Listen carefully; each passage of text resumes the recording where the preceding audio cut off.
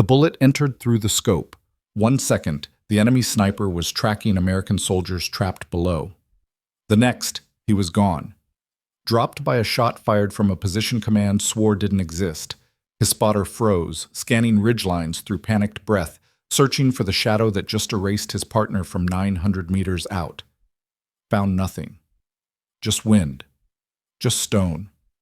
Just the impossible geometry of a kill that shouldn't have been possible. Down in the valley, 12 Rangers were bleeding out in an ambush built to leave no survivors. Air support grounded. Reinforcements 40 minutes away. Every tactical advantage belonged to the enemy. Except one. Somewhere in those mountains, someone was hunting the hunters. And nobody, not command, not the enemy, not even the men she was saving, knew she was there. If you want to see how a ghost turned the tide of an impossible battle, stay with me until the end. Like this video and drop a comment telling me what city you're watching from. I want to see how far this story travels. Because what happened in that valley wasn't magic, it was mathematics. And the woman behind the rifle had been doing the math while everyone else was just trying to survive. The valley had a name on the map, Carez Pass. The locals called it something else, Maqbara, the graveyard. Captain Dalton Hayes didn't speak Pashto, but he'd been in country long enough to recognize a warning when he heard one. He'd stood in the operations tent 3 days ago, staring at aerial imagery of the narrow corridor cutting through the Korengal, while Lieutenant Vickers traced the planned route with a laser pointer. Fastest approach to the target compound, Vickers had said, confident. Saves us 6 hours of exposed movement through open terrain. Dalton had zoomed in on the satellite view. Steep ridges, limited egress points, textbook ambush country. We're walking into a funnel, he'd said. We'll have overwatch, Vickers replied. Predator coverage. QRF on standby. Dalton had opened his mouth to push back, then stopped. He'd been overruled on patrol routes twice already this month. Command wanted speed, they wanted results. They wanted Taliban leadership off the board before the winter freeze locked down the mountains. So he'd signed off. Now, 3 clicks into Carez Pass, Dalton understood exactly what kind of mistake he'd made. The valley walls rose like cathedral sides, gray stone streaked with mineral veins that looked like old scars. Morning sun hadn't reached the canyon floor yet. The patrol moved in a staggered column, 12 Rangers, weapons low ready, scanning sectors out of habit more than hope. Radio chatter was minimal, just the steady click of PTT buttons, check-ins every 90 seconds. Specialist Danny Ortega walked point, 20 meters ahead, former college track star. Could run a 6-minute mile in full kit. He joked before insertion that if this went sideways, he'd just outrun the Taliban. Nobody was laughing now. Alpha 1, this is 2-6, Dalton transmitted quietly. We're 15 minutes from phase line copper, still clear. Static crackled. Then Vickers' voice, distant and compressed through satellite relay. Copy 2-6. Predator shows no thermal signatures in your sector. You're good to proceed. Dalton didn't reply. He was watching Ortega slow down 30 meters ahead, head tilted, rifle coming up incrementally. Then Ortega's hand went vertical, fist closed. Freeze. The entire column stopped like someone had cut power. No rustling. No boot scrapes. 12 men became part of the landscape in the span of a heartbeat. Dalton moved forward carefully, staying low, scanning the ridgelines. He reached Ortega and crouched beside him. What have you got? Dalton whispered.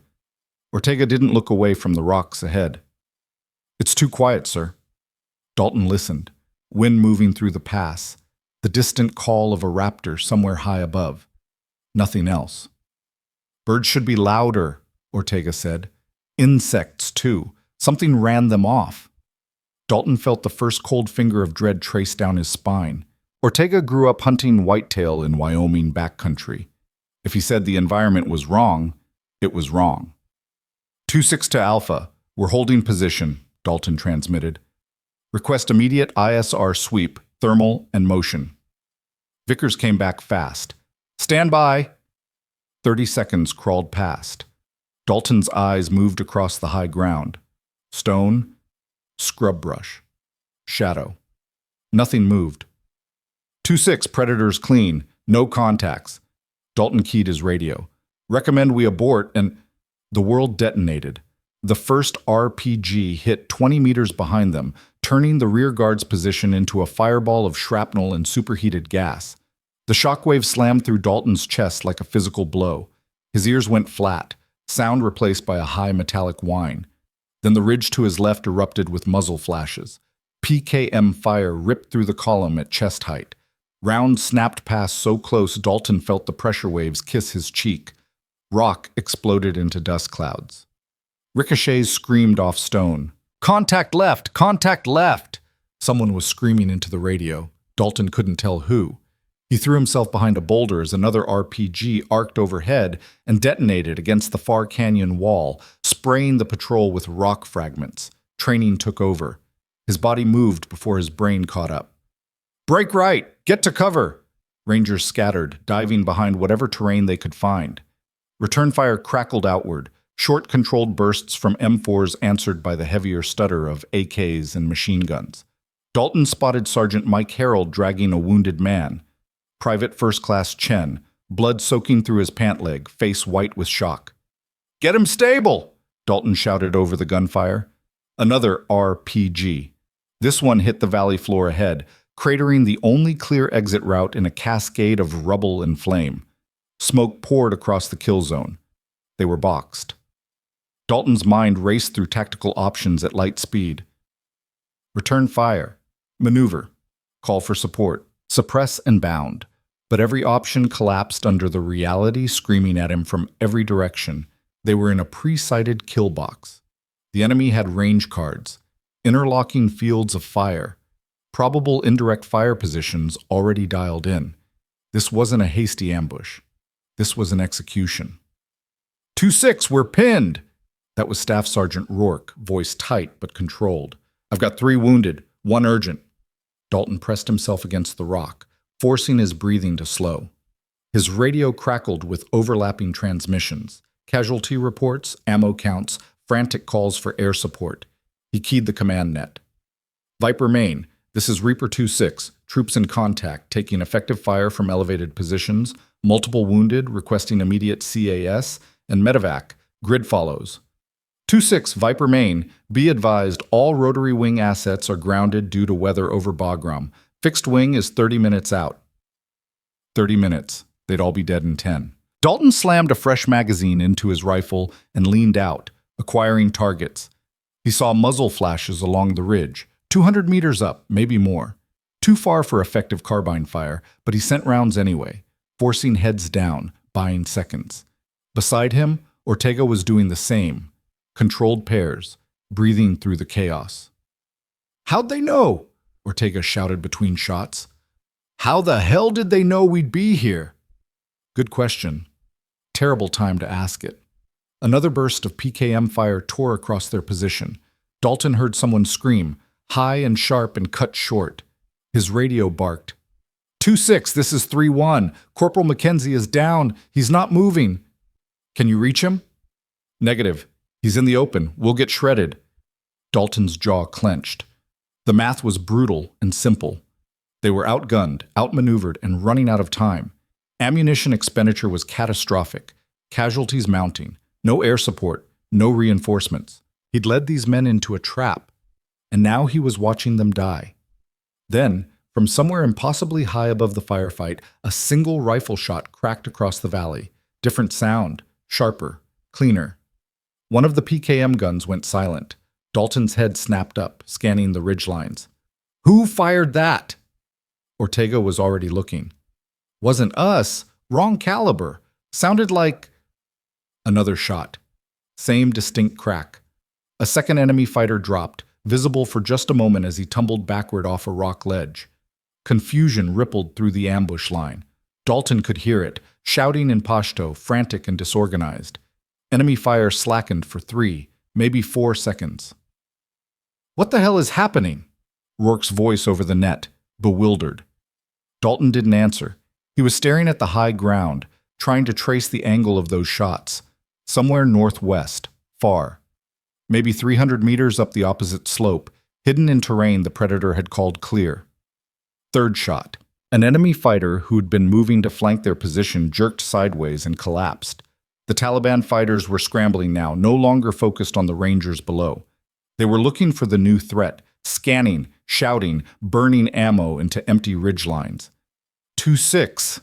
Ortega's voice was quiet, almost reverent. Someone's up there. I know. Someone's helping us. Dalton keyed his radio, broadcasting to the entire patrol. All Reaper elements, we have unknown friendly fire from elevated position northwest. Do not return fire in that direction. Stand by to move on my command. He didn't know who was up there. He didn't know why. But right now, survival trumped curiosity. 4th shot. 5th. 6th. Each one precisely spaced. No spray and pray. No suppression. Just deletion. A fighter would appear, and then he wouldn't. Clean, methodical, unhurried. The enemy's discipline started fracturing. Return fire became erratic. Panicked. One group tried to reposition, 3 men running along the ridge, and all 3 went down in the span of 8 seconds. Whoever was shooting had turned this from an execution into a hunting ground, and the Rangers were no longer the prey. "Rourke!" Dalton shouted. "Can you move? Affirm! We've got a break in the fire!" "On my mark, bound forward 20 meters to that rock cluster. 3, 2. The rifle cracked again. Another enemy position went dark. "Go, go, go!" Rourke's element sprinted forward in a low crouch, boots pounding stone, weapons up. They covered the distance in seconds and dropped into cover without taking fire. It worked. Dalton's mind shifted gears. They were still trapped, still wounded, still outgunned, but the equation had changed. Before, movement meant death. Now there was a rhythm. "All elements," Dalton transmitted, voice steady and cold. "We move on the shot. When that rifle speaks, we advance. When it doesn't, we freeze. Acknowledge. 3-1, copy. 4-2, solid copy. Alpha 6 understood." Dalton watched the ridgeline, waiting. 10 seconds passed. Then, crack. "Move!" His element bounded forward, 15 meters. New cover, no incoming fire. The enemy was fracturing. Dalton could feel it. That shift when confidence bleeds out of a fight and survival instinct takes over. They were no longer hunting. They were being hunted. Another shot from the high ground. Another collapse. Again! Move! They leapfrogged through the kill zone like that. Fire and movement synced to an invisible metronome. Every time the mystery rifle spoke, the Rangers surged forward. Terrain that had been a death trap 10 minutes ago became navigable. Dalton's radio crackled. 2-6, this is Chen. I can move. Tourniquet's holding. Stay with Harold. We're coming to you. The enemy fire was unraveling completely now. Wild bursts into empty air, someone screaming orders in Pashto, voice high with fear. Dalton didn't speak the language, but panic sounded the same everywhere. Then came a shot that shouldn't have been possible. A target appeared near the upper ridge, 800 meters out, maybe more. Moving fast. Angled downslope. The wind was gusting hard enough that Dalton could feel it buffeting against his body armor. The rifle answered anyway. 1 round. The target dropped. Ortega whispered, "Jesus Christ." Silence crashed down like a guillotine. No more muzzle flashes, no more incoming rounds. Just wind and the metallic taste of gunpowder and the ringing in Dalton's ears that felt like it might never stop. He held position for 30 seconds. 60. Scanning. Waiting for the second wave. The hidden reserve. The backup ambush. Nothing came. "Cease fire," Dalton ordered quietly. "Maintain security. Get accountability and casualty status." The reports came back piecemeal. 3 urgent wounded. 2 priority. No KIA. Ammunition down to 20% across the board. They'd survived. Barely. Dalton rose slowly from cover, rifle up, scanning the high ground where those impossible shots had come from. Nothing moved, just rock and scrub and shadow. "Sir," Ortega was pointing. A figure had appeared on the ridgeline, distant, alone, moving down the slope toward them with steady, unhurried steps, no weapon visible, hands empty. Dalton's finger stayed indexed along his rifle's frame, ready but not committed.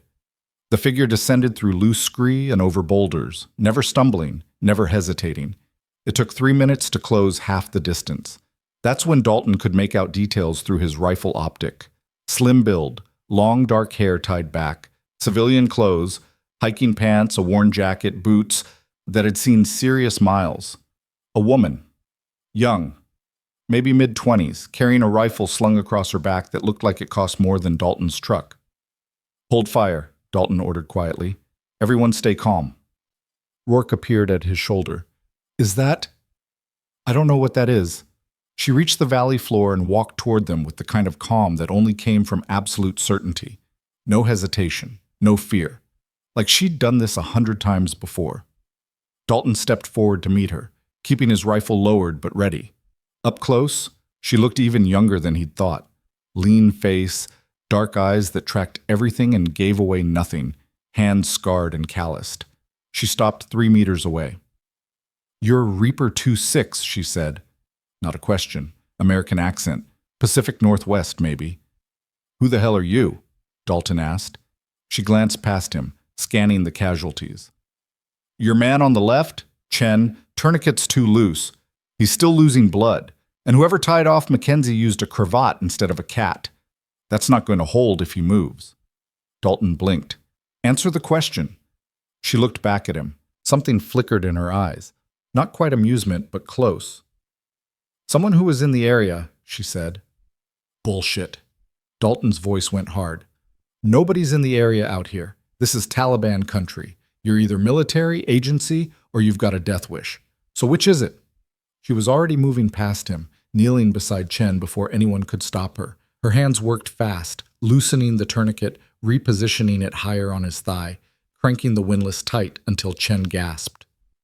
"Better," she said quietly, patting his shoulder. "You're good. Stay awake."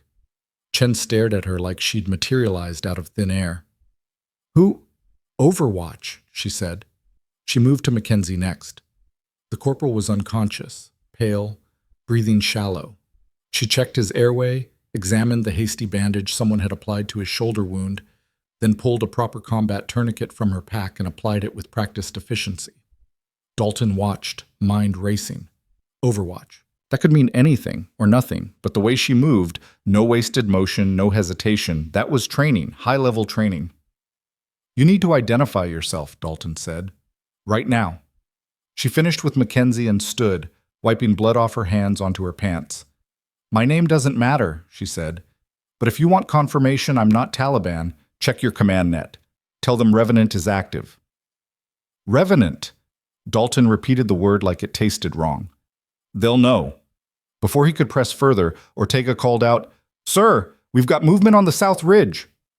Everyone's weapons came up. The woman didn't even flinch. She pulled a small pair of binoculars from her jacket and glassed the ridgeline. "Scouts?" she said after a moment, "checking to see if anyone's left. They'll report back, then you'll get hit again. Probably mortars this time." "How do you know that?" She lowered the binoculars and looked at him. "Because that's what I do." Dalton's radio crackled. 2-6 Viper Main, be advised, medevac is inbound, ETA 12 minutes. Can you mark LZ? "Affirm. Marking now." He switched channels. "All elements. Pop smoke on the LZ. Prepare for extract." The woman was already walking away. "Wait." Dalton moved after her. "Where are you going?" "Back." "Back where?" She didn't answer, just kept walking. "We need to debrief you," Dalton called. "Command's going to want to know—" "They know enough," she said without turning around. "Who deployed you? JSOC? CIA? SAD?" She stopped, turned halfway. The wind caught her hair and pulled it across her face. She didn't brush it away. "Nobody deployed me," she said quietly. "I was already here." "Doing what?" For the first time, something like emotion crossed her face. Sadness, maybe. Or regret. "Cleaning up mistakes," she said. Then she reached into her jacket and pulled out a small waterproof notepad, walked back and pressed it into Dalton's hand. "Grid coordinates," she said. "Firing positions they use today, probable supply cache locations, patrol patterns, communication schedules, everything I've mapped over the last 2 weeks." Dalton stared at the notepad. "You've been watching them." "Watching everything." "Why didn't you report this through channels?" Her smile was thin and bitter. "I did. 3 weeks ago." Got told the intel was inconclusive and the mission was a go. She nodded toward the valley walls. This was the conclusion. The pieces started clicking together in Dalton's head. You tried to warn command about this ambush. I told them Karez Pass was compromised. I gave them alternate routes. I flagged the Taliban buildup. Her voice stayed level, but something cold moved behind her eyes. They sent you through anyway. Dalton felt something twist in his gut. Why? You'd have to ask them. The distant thump of rotor blades echoed through the valley. The medevac was close. Come with us, Dalton said suddenly. You saved our lives. You deserve— I don't need recognition, she interrupted. I need you to learn from this. She tapped the notepad in his hand. Study that. Understand how they think, how they plan, how they're patient enough to spend weeks setting a trap because they know you'll take the shortcut. And what are you going to do? She looked back toward the mountains. What I've always done. Which is? Make sure the next patrol doesn't walk into the same mistake. Dalton wanted to argue, wanted to demand answers, explanations, accountability. But the helicopter was cresting the ridge now, and his wounded needed extraction. And this woman, whoever she really was, had already given him more than he had any right to expect. At least tell me your name, he said. She considered that for a long moment. Call me what the Taliban calls me, she finally said. Ghost. Then she turned and walked back toward the high ground, moving with that same unhurried confidence, like she had all the time in the world. Dalton watched her climb until she disappeared into the broken terrain. Sir? Ortega appeared at his elbow. The hell just happened? Dalton looked down at the notepad in his hand, opened it. Inside were grid coordinates, sketch terrain maps, observation notes written in precise, economical handwriting. Intelligence gold. I don't know, he said quietly. The helicopter touched down in a storm of rotor wash and dust. Rangers moved with controlled urgency, loading casualties, forming security. Dalton transmitted final coordinates to command, then climbed aboard the Blackhawk. As they lifted off, he looked back at the valley one last time. Karez Pass fell away below them, looking peaceful in the morning light. But Dalton knew better now. He knew what lived in those mountains. Not just the enemy, something else. Someone who'd been forgotten, dismissed, written off, and who'd decided to keep fighting anyway, alone, in the silence, where no one was watching. And as the helicopter banked toward base, Dalton made a decision. He was going to find out who she really was. What had happened to put her out here, operating in the shadows without support or recognition? Because soldiers like that, the ones who saved lives when nobody asked them to, who stayed in the fight when they could have walked away, those were the ones who deserved answers, even if they didn't want them. The notepad felt heavy in his hands. On the last page, written in small, careful letters, was a single line. The valley remembers. Make sure you do too. Dalton closed his eyes and leaned back against the vibrating hull of the helicopter. They'd survived. But the questions were just beginning, and somewhere in those mountains, the woman called Ghost was already moving to her next position. Watching, waiting, ready to do it all over again. Because that's what ghosts did. They haunted the places where the living made mistakes. And they made sure those mistakes didn't become graves. The Blackhawk touched down at FOB Sharana with a hard jolt that rattled Dalton's teeth. Dust devils spiraled across the landing pad as the rear ramp dropped and medics swarmed the wounded. Chen was conscious, giving thumbs up through the pain. Mackenzie was still out, but breathing steady. The others walked off under their own power, faces hollow, with the peculiar exhaustion that came after surviving something that should have killed you. Dalton stood on the tarmac watching his men get triaged, the notepad still clenched in his fist. The wind tasted like diesel fuel and burned garbage. Normal FOB atmosphere. Safe, controlled, the opposite of everything that had just happened. Captain Hayes, a voice cut through the rotor noise. Dalton turned. Major Cassidy stood 5 meters away, arms crossed, expression unreadable behind Oakley sunglasses. He was flanked by 2 men Dalton didn't recognize. Civilian clothes, tactical watches, the kind of bland faces that screamed agency work. Sir, Dalton said, straightening despite every muscle in his body screaming for rest. Cassidy walked closer, voice low. Debrief. 15 minutes. TOC. Don't talk to anyone else first. My men need... Your men are being handled. You need to explain what the hell happened out there. Cassidy's jaw was tight. And why our predator feed showed you getting saved by someone who isn't supposed to exist.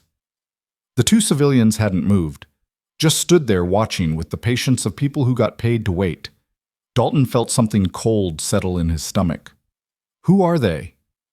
People with questions, Cassidy said. Move.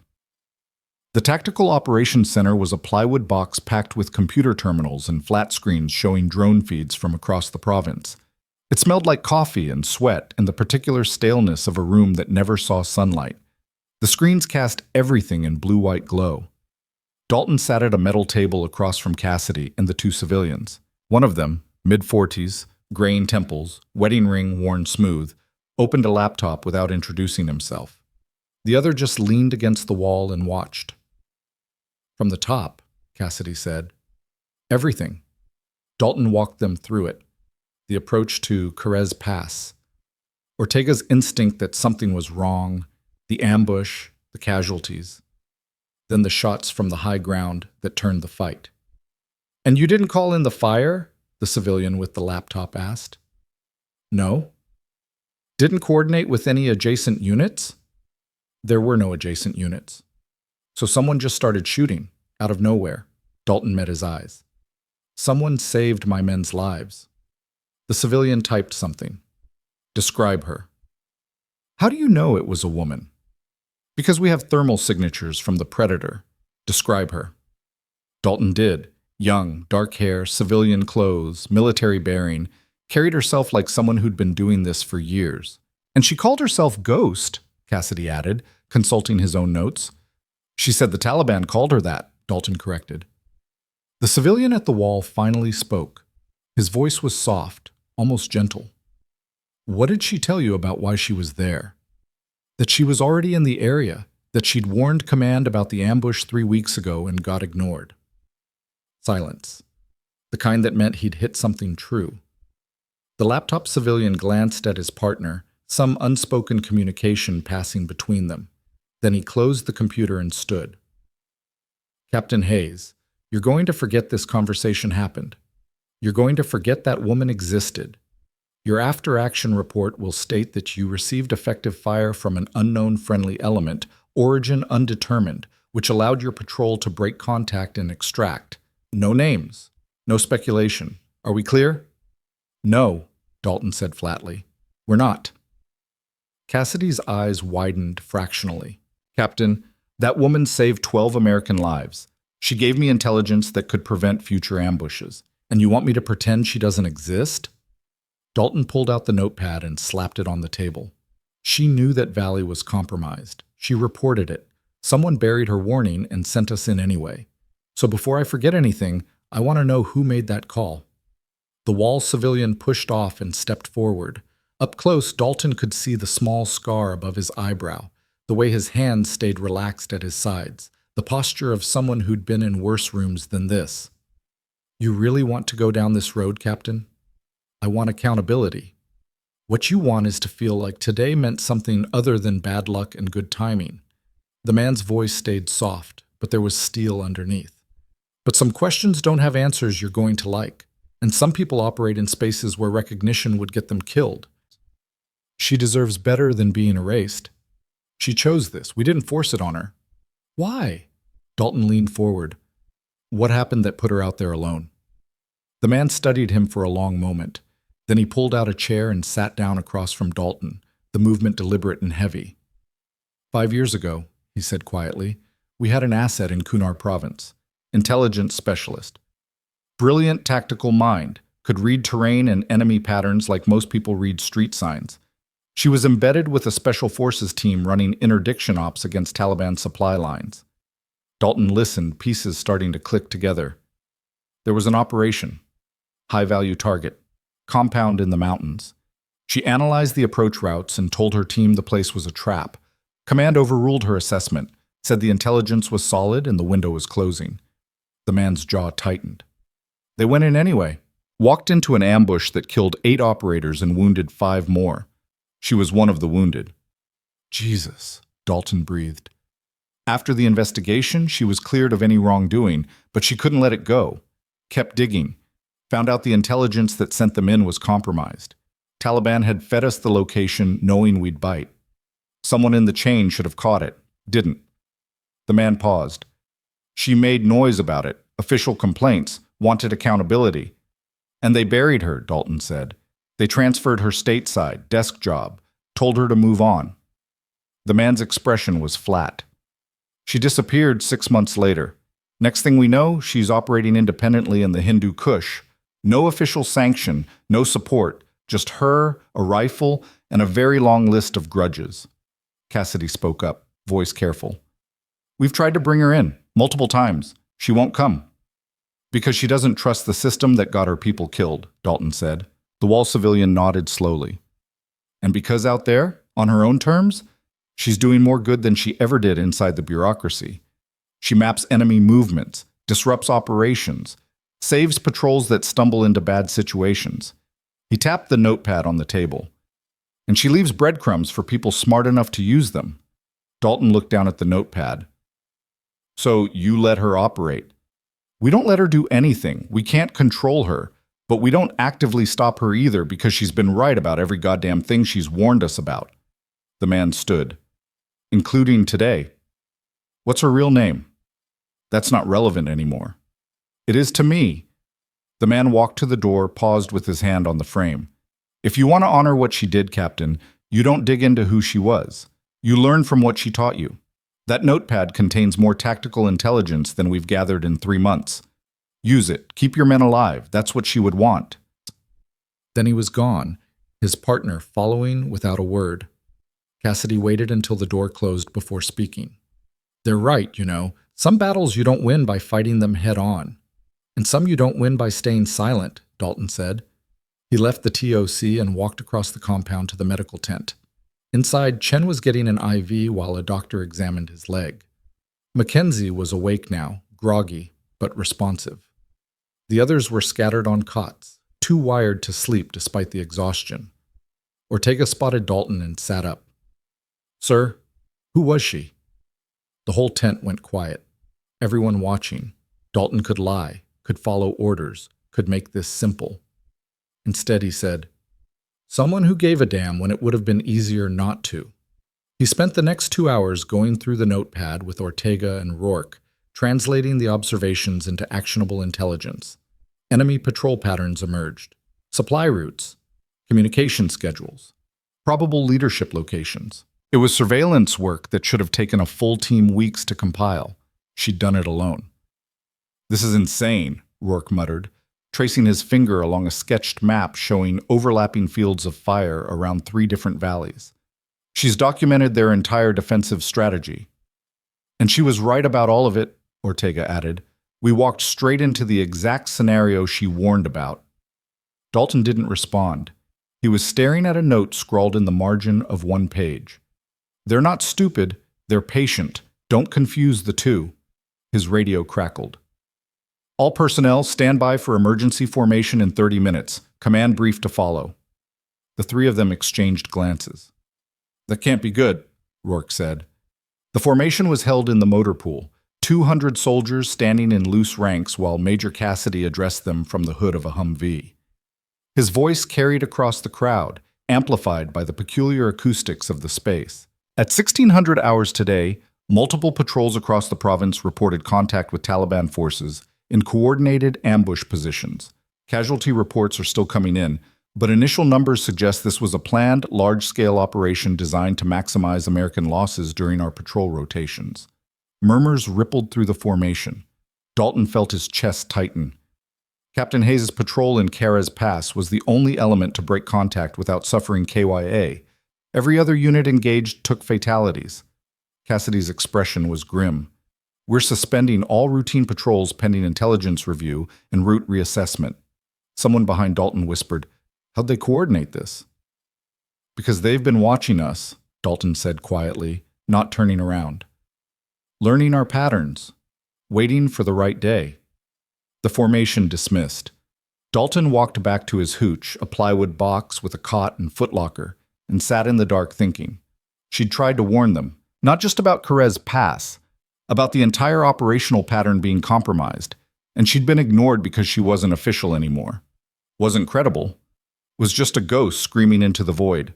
Until today, when her screaming had saved lives. Dalton's laptop sat on his footlocker. He opened it, logged into the secure network, and pulled up after-action reports from the other patrols that had been hit. 3 KIA at Checkpoint Phoenix, 2 at FOB Tillman, 4 during a convoy through the Waygal Valley. All within the same 4-hour window, all in locations that could have been predicted if someone had been mapping enemy buildup. Someone had been. They just hadn't been listening to her. He pulled out the notepad again, flipping to the back pages. There, in small handwriting, was a list of grid coordinates with dates beside them. Future ambush sites, he realized. Predictions based on pattern analysis. One of them matched the Waygal Valley convoy route. She'd known, and she'd documented it, and men had died anyway. Dalton's hand shook as he closed the notepad, not from fear, from rage. 3 days later, he was summoned back to the TOC. This time it was just Cassidy, looking 10 years older than he had at the beginning of the week.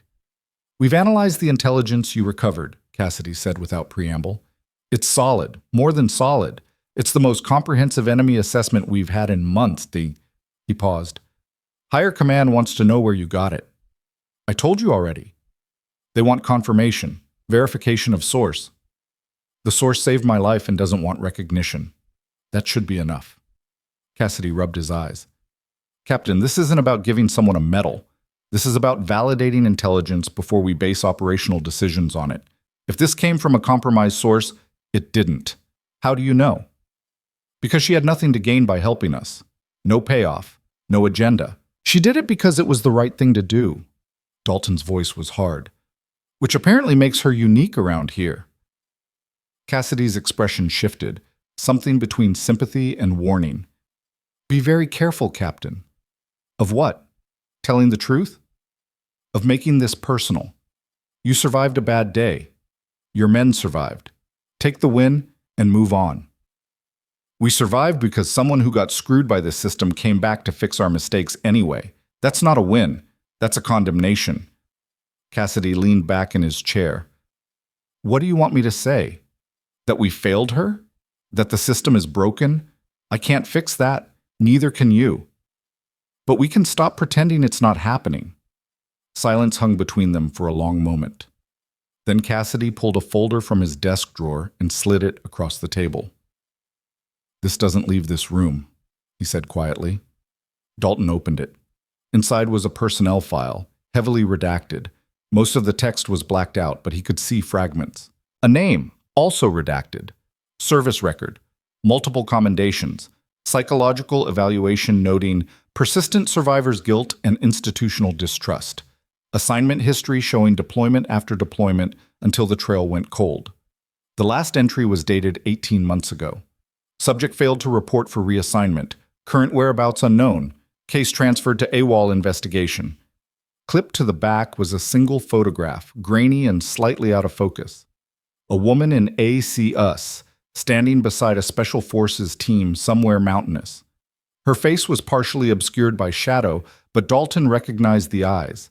The same eyes that had looked at him in Carez Pass and said, "Cleaning up mistakes." "She was one of ours," Dalton said softly. "She is one of ours," Cassidy corrected, "even if she doesn't think so anymore." "Have you tried to bring her back?" "Every way we know how. Messages left at dead drops. Radio broadcasts on frequencies she might monitor. Even sent a team to try to make contact." Cassidy shook his head. "She's a ghost for a reason. She doesn't want to be found." Dalton stared at the photograph. "What was the operation that went bad? The one that killed her team?"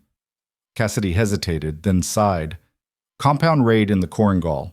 Intelligence said it was a Taliban logistics hub. Turned out to be a kill box. The survivors said she'd warned them it was wrong, but the op had already been greenlit at the highest levels. After the investigation cleared her, she started digging into who'd provided the original intel. Got too close to something someone didn't want uncovered." "Who?"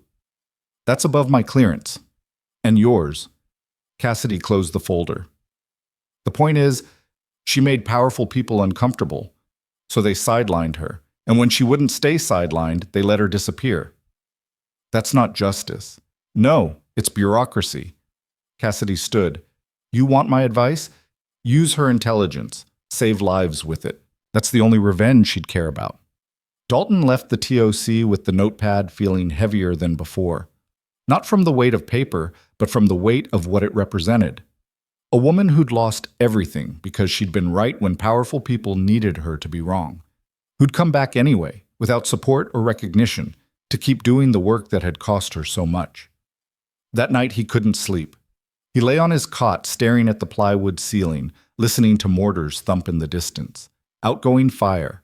American guns pounding suspected Taliban positions based on intelligence that might or might not be accurate. He thought about her out there in the mountains, alone, watching, documenting patterns that could save lives if anyone bothered to listen.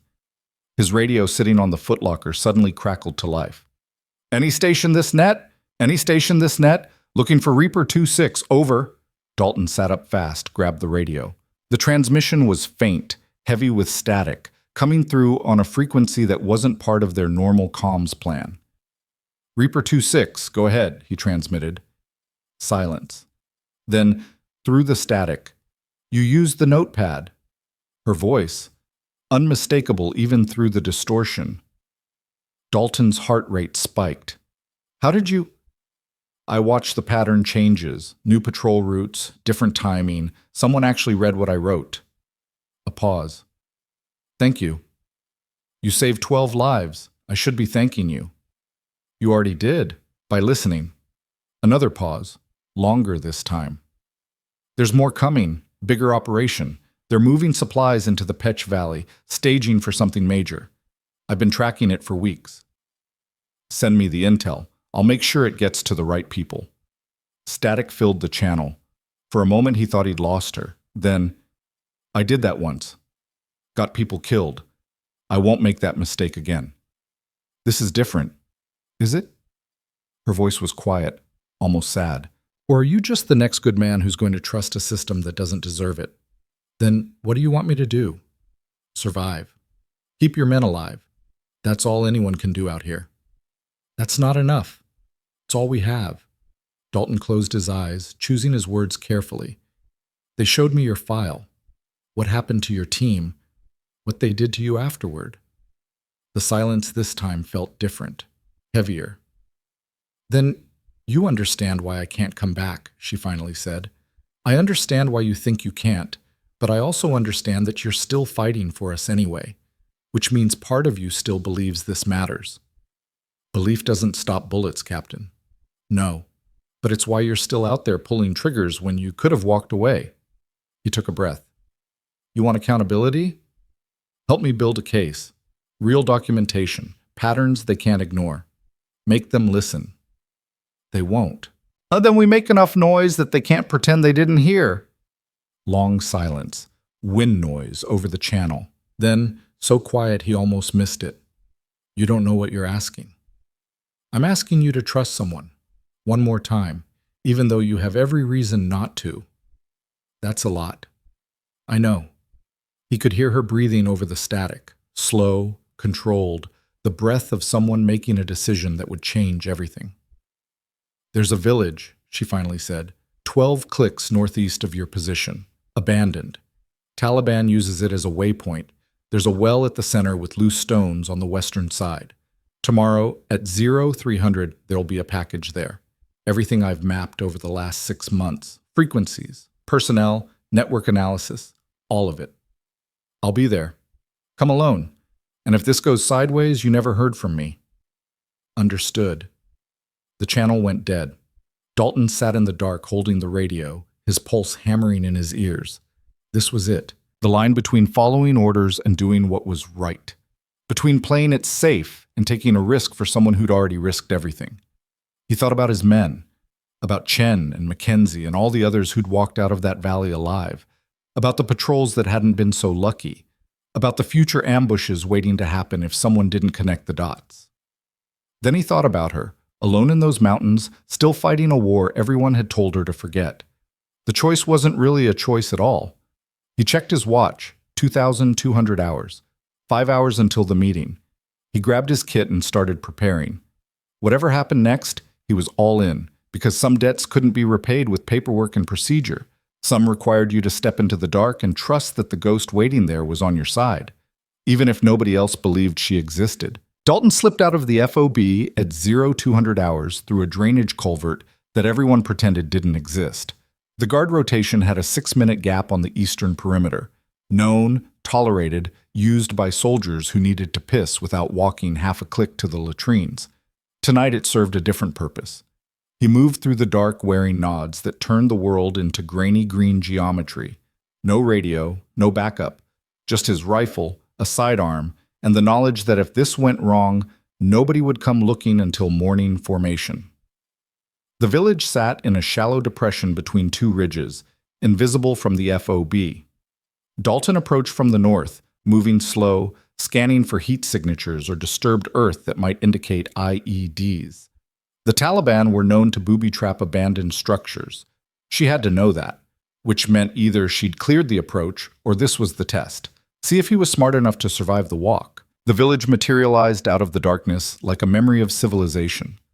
Mud brick walls crumbling back into the earth. Empty doorways that watched like dead eyes. No lights, no movement. The wind moved through hollow spaces and made sounds that could have been voices if you weren't careful with your imagination. Dalton found the well at the center of what used to be the main square. Stone rim, wooden crossbeam rotted and hanging at an angle. The western side showed recent disturbance, loose rocks stacked in a pattern that looked natural but wasn't. He knelt and moved the stones carefully. Underneath was a waterproof bag, military grade, vacuum sealed. Inside, 3 notebooks, a thumb drive, and a folded map marked with symbols he didn't immediately recognize. "Don't move." The voice came from behind him, not her voice. Male, accented, Pashto speaker using English. Dalton froze, hands visible, rifle slung. His mind raced through options, none good. "Stand up, slow."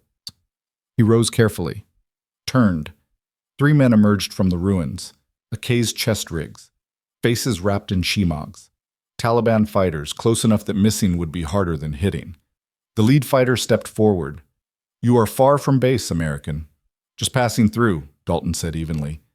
With no radio, no patrol, at 3 in the morning. The fighter's English was good, educated, probably a commander. "You meet someone, yes?" Dalton said nothing. "The ghost woman. We know she used this place." The fighter gestured at the well. "We wait. She come or you come. Both are good." "She's not coming." "Then why you here?" "Personal business." The fighter laughed. "Personal business in Taliban territory. You are very stupid or very brave." He moved closer, examining Dalton's face in the starlight. "I think stupid." One of the other fighters said something rapid in Pashto. The leader responded, then turned back to Dalton. "My brothers say we should kill you now. Send message." He tilted his head. "But I think maybe you have value. American officer, alone, meeting the ghost. This is interesting story." Dalton's muscles coiled. 3 targets, 10 meters spread. The lead fighter was closest, but the other 2 had angles. If he went for his rifle, he'd take at least 2 rounds before the weapon cleared his chest. If he went for the sidearm, a rifle cracked from somewhere in the ruins. The fighter to Dalton's left dropped, his AK clattering against stone. The other 2 spun, weapons rising, searching for the shooter. Another crack. The second fighter went down. The leader dove behind the well, pulling Dalton with him, used him as a shield, AK pressed against Dalton's spine. "Ghost woman," he shouted into the darkness. "I have your American friend. You want him alive, you show yourself." Silence. Just wind and the ragged breathing of 2 men pressed against cold stone. "I know you're there," the fighter called. "I know you watch. Always watching, never fighting close. Coward woman with rifle." Dalton felt the barrel dig harder into his back, felt the fighter's heart hammering through the tactical vest. This wasn't a professional soldier. This was someone angry and scared and making emotional decisions. "Listen to me," Dalton said quietly. "You're not getting out of here. Let me go and run. That's your only move. Shut your mouth. She's already got the angle. She's just waiting to see if you're smart or stupid. I said shut. The fighter's radio crackled, a voice speaking rapid Pashto, tone urgent. The fighter responded, keeping the rifle on Dalton but his attention dividing. Bad tactical decision. Dalton caught fragments, something about movement, multiple contacts, ambush. The fighter's grip loosened fractionally. Your friends come? No friends, Dalton said. Just her. Realization crossed the fighter's face a moment before the shot came. Not aimed at him, aimed at the stone 6 inches from his head. The round sparked off rock, and the fighter flinched, instinct overriding discipline, turning away from the impact. Dalton moved, dropped his weight, twisted, drove his elbow back into the fighter's solar plexus. Air whooshed out. The AK swung wild. Dalton caught the barrel, redirected it up, and the fighter's panicked shot went skyward. Then Dalton was moving, rolling away, reaching for his sidearm. The rifle cracked again, and the fighter collapsed. Dalton came up in a crouch, Glock drawn, scanning the ruins. Nothing moved. His ears rang from the gunfire.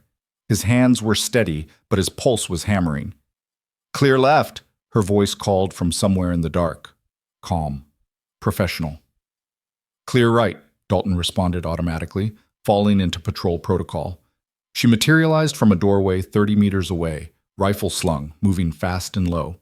Reached him in seconds. You good? She asked, checking him over with eyes that missed nothing. Yeah, you. Better now. She moved to the well, grabbed the waterproof bag, handed it to Dalton. We need to move. Those radio calls weren't random. They've got people coming. How many? Enough. She was already moving toward the northern edge of the village. Follow me. Step where I step. They moved through the ruins in tactical silence. Dalton matched her pace, her rhythm, trusting that the path she took was clear. Behind them, voices called out in Pashto. Flashlights swept the village square. She led him into a dry creek bed that cut between the ridges. They moved hunched below the rim, boots quiet on loose stones.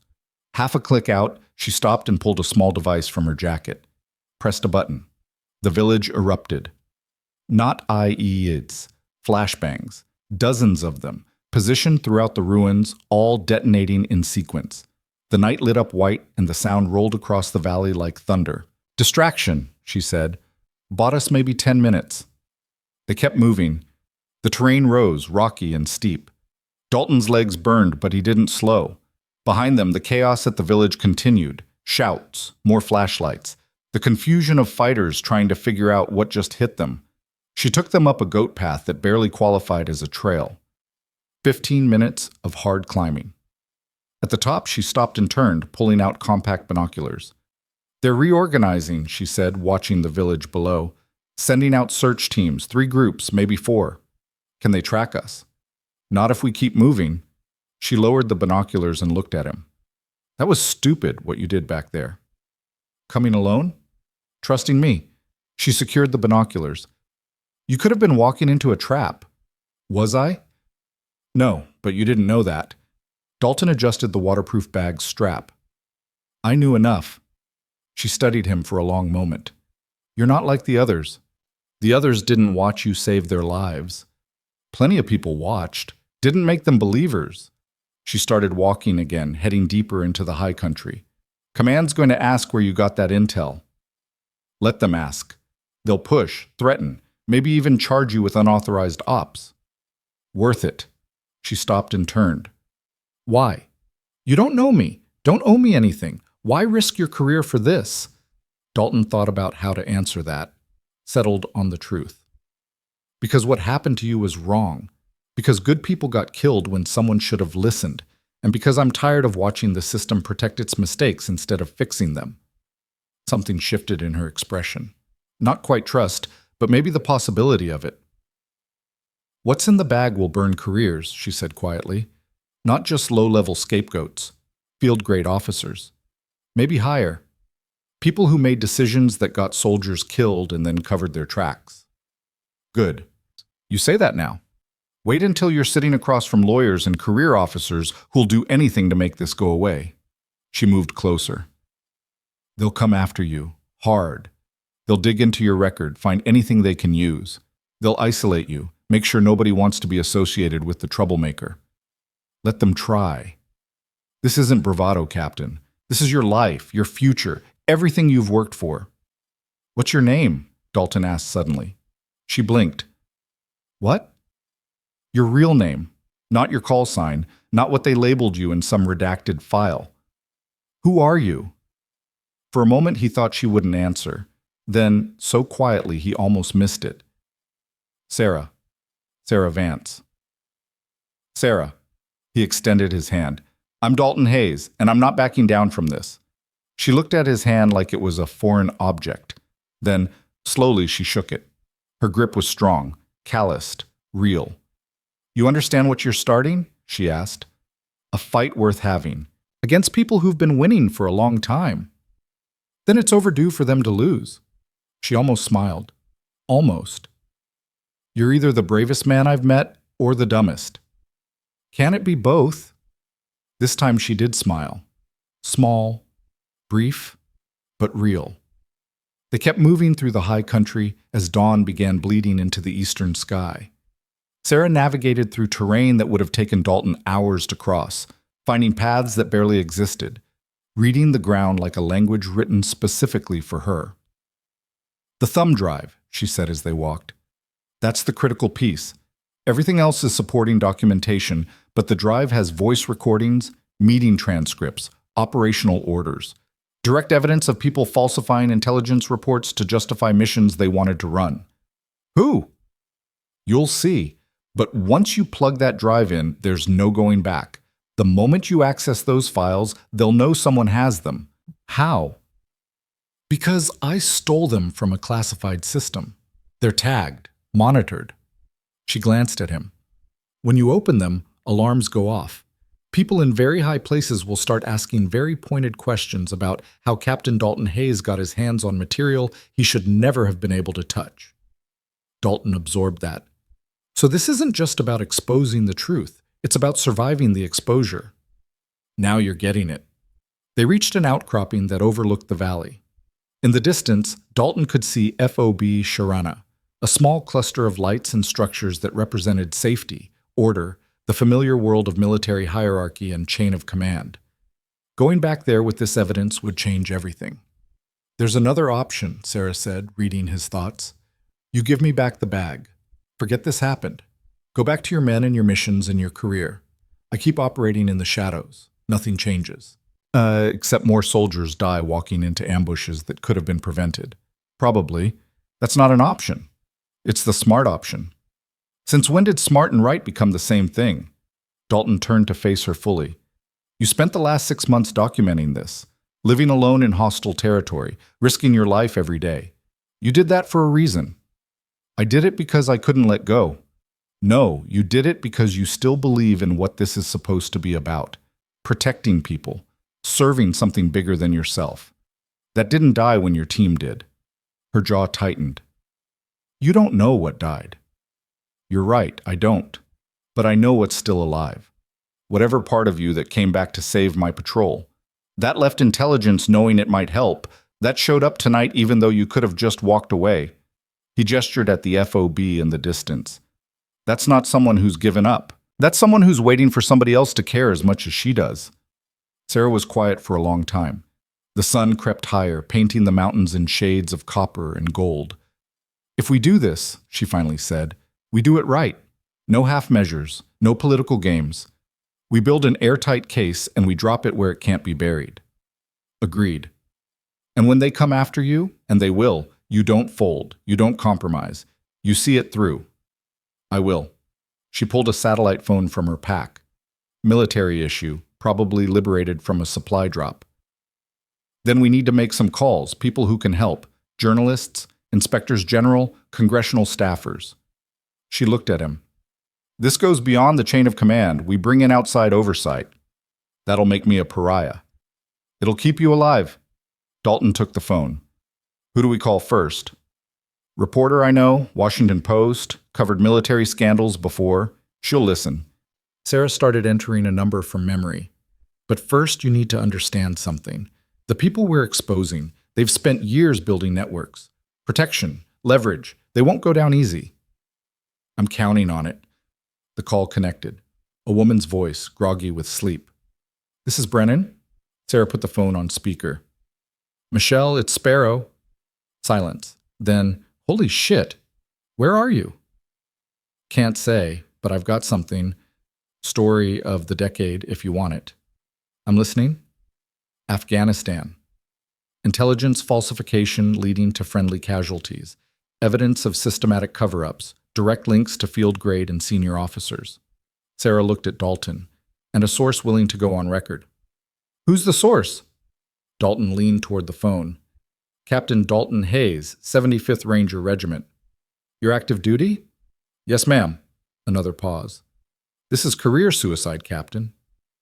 Only if we lose.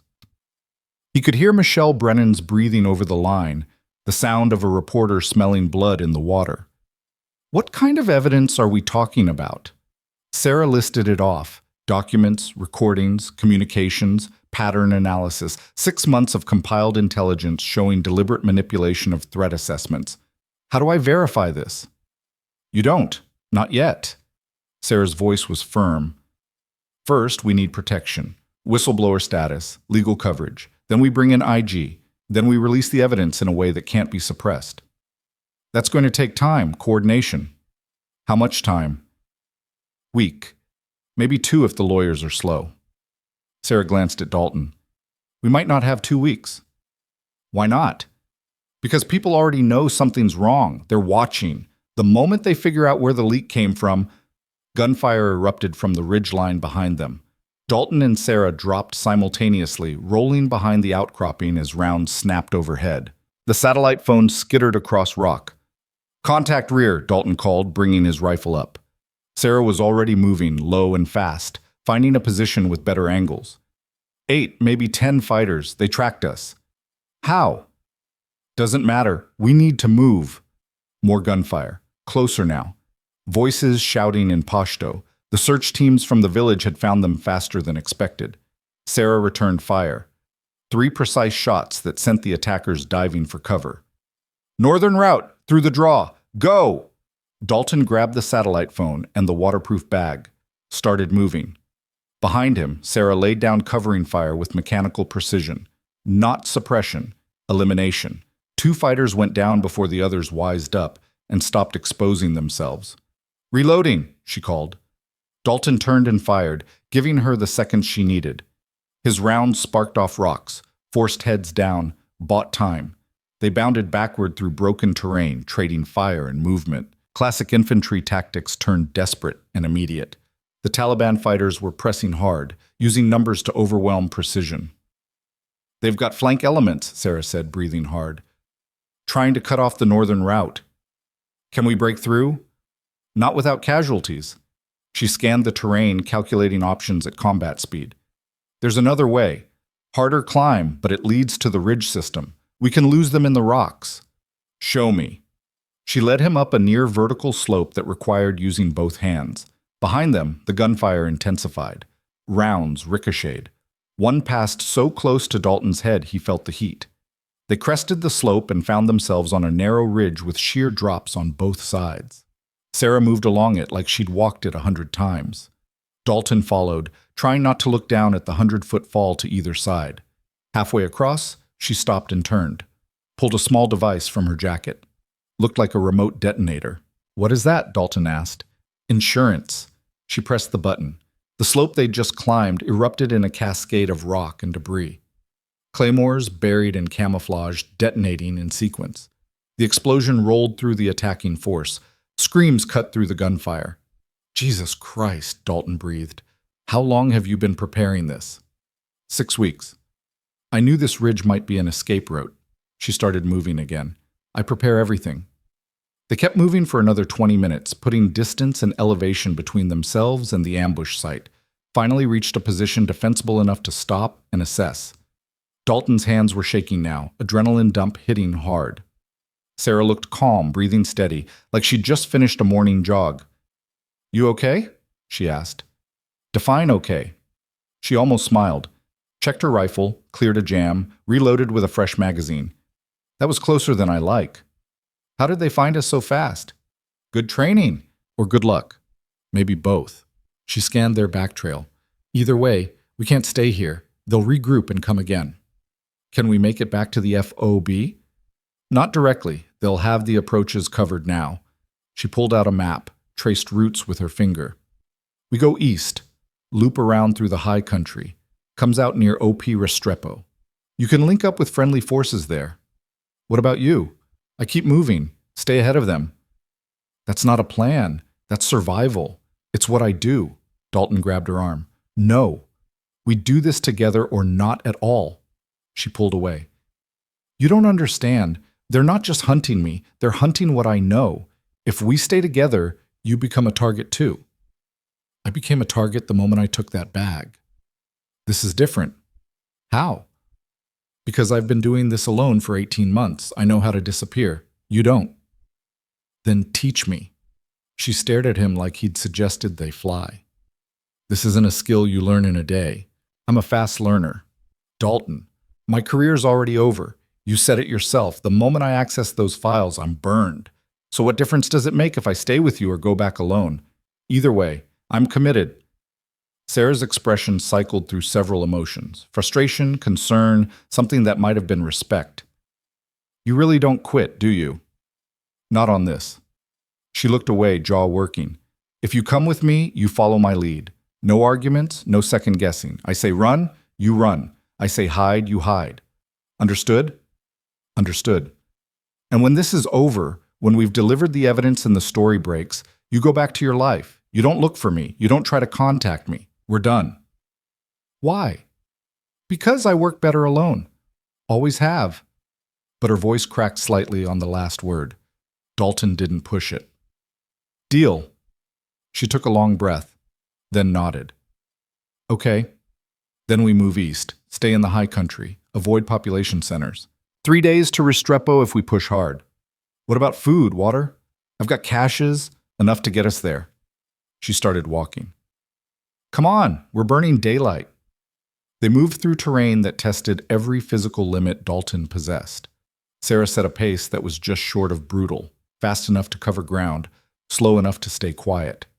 She navigated by terrain association and dead reckoning, barely consulting the map. Hours passed. The sun climbed and the temperature rose.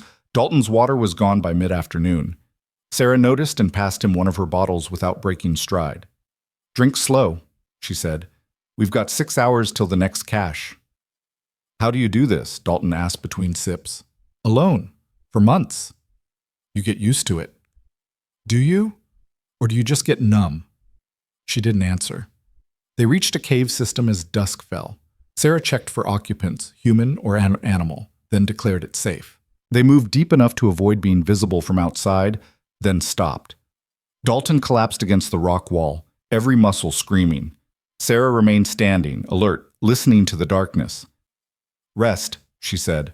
I'll take first watch. We should split it. You can barely stand. Neither can you. She finally sat, but kept her rifle across her lap. 4 hours. Then we switch. Dalton pulled out the waterproof bag, opened it carefully. The notebooks were field journals, observations written in precise handwriting, dates and times noted with military accuracy. The thumb drive was in a protective case, labeled with nothing but a serial number. That drive, Sarah said quietly. It's got recordings from a planning meeting, officers discussing how to massage intelligence to fit a narrative. They knew the sources were questionable, knew the risk assessment was flawed, pushed the operation anyway because it looked good on paper.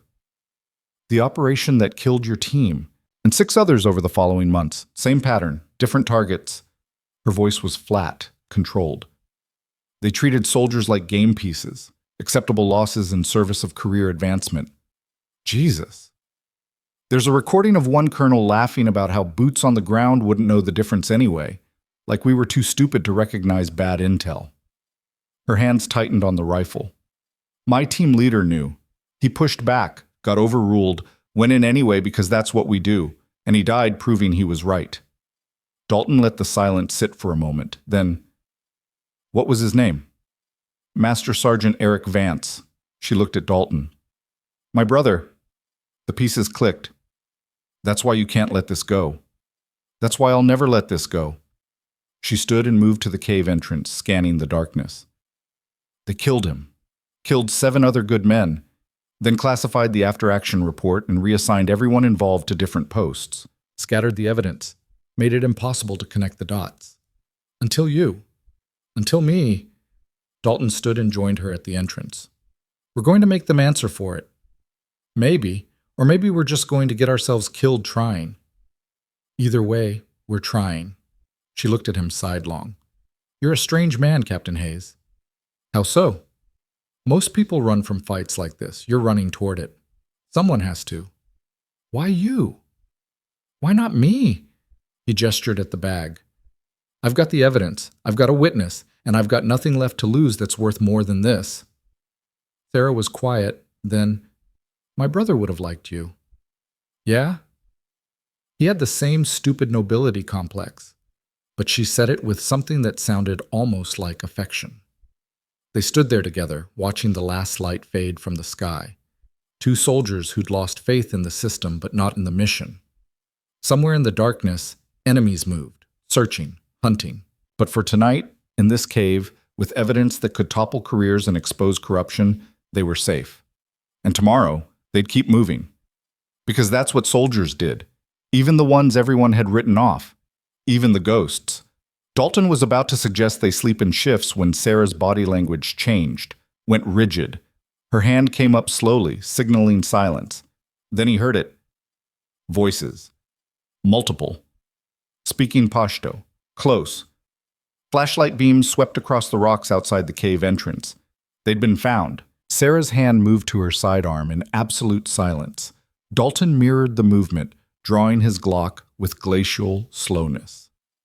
The flashlight beams played across the rock face outside, searching methodically. The voices grew louder. 4 men, maybe 5, discussing whether to check the cave system or continue along the ridge. One voice arguing they were wasting time. Another insisting the Americans couldn't have gotten far. Sarah's eyes met Dalton's in the darkness.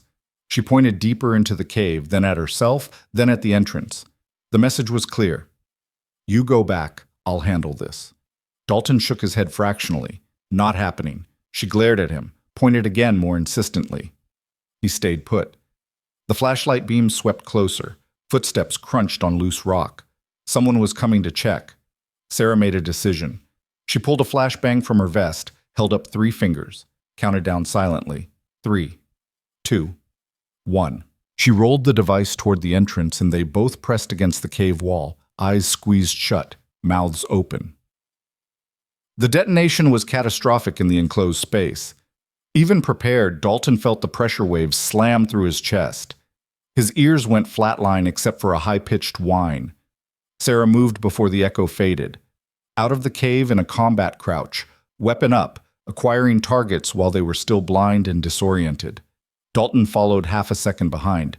2 fighters were on the ground, hands over their faces, weapons dropped. A third was stumbling backward, trying to bring his AK up despite not being able to see. Sarah put him down with 2 center mass shots.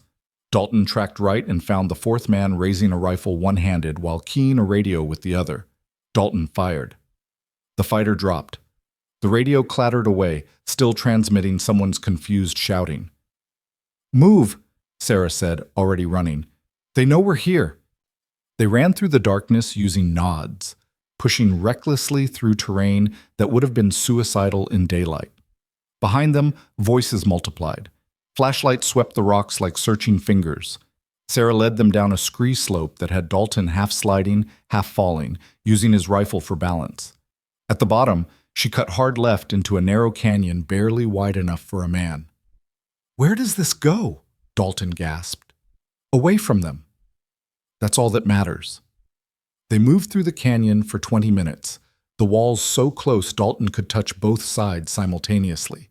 Above the stars were a thin ribbon of light. Behind, the pursuit sounds faded but didn't disappear entirely. The canyon opened into a small valley.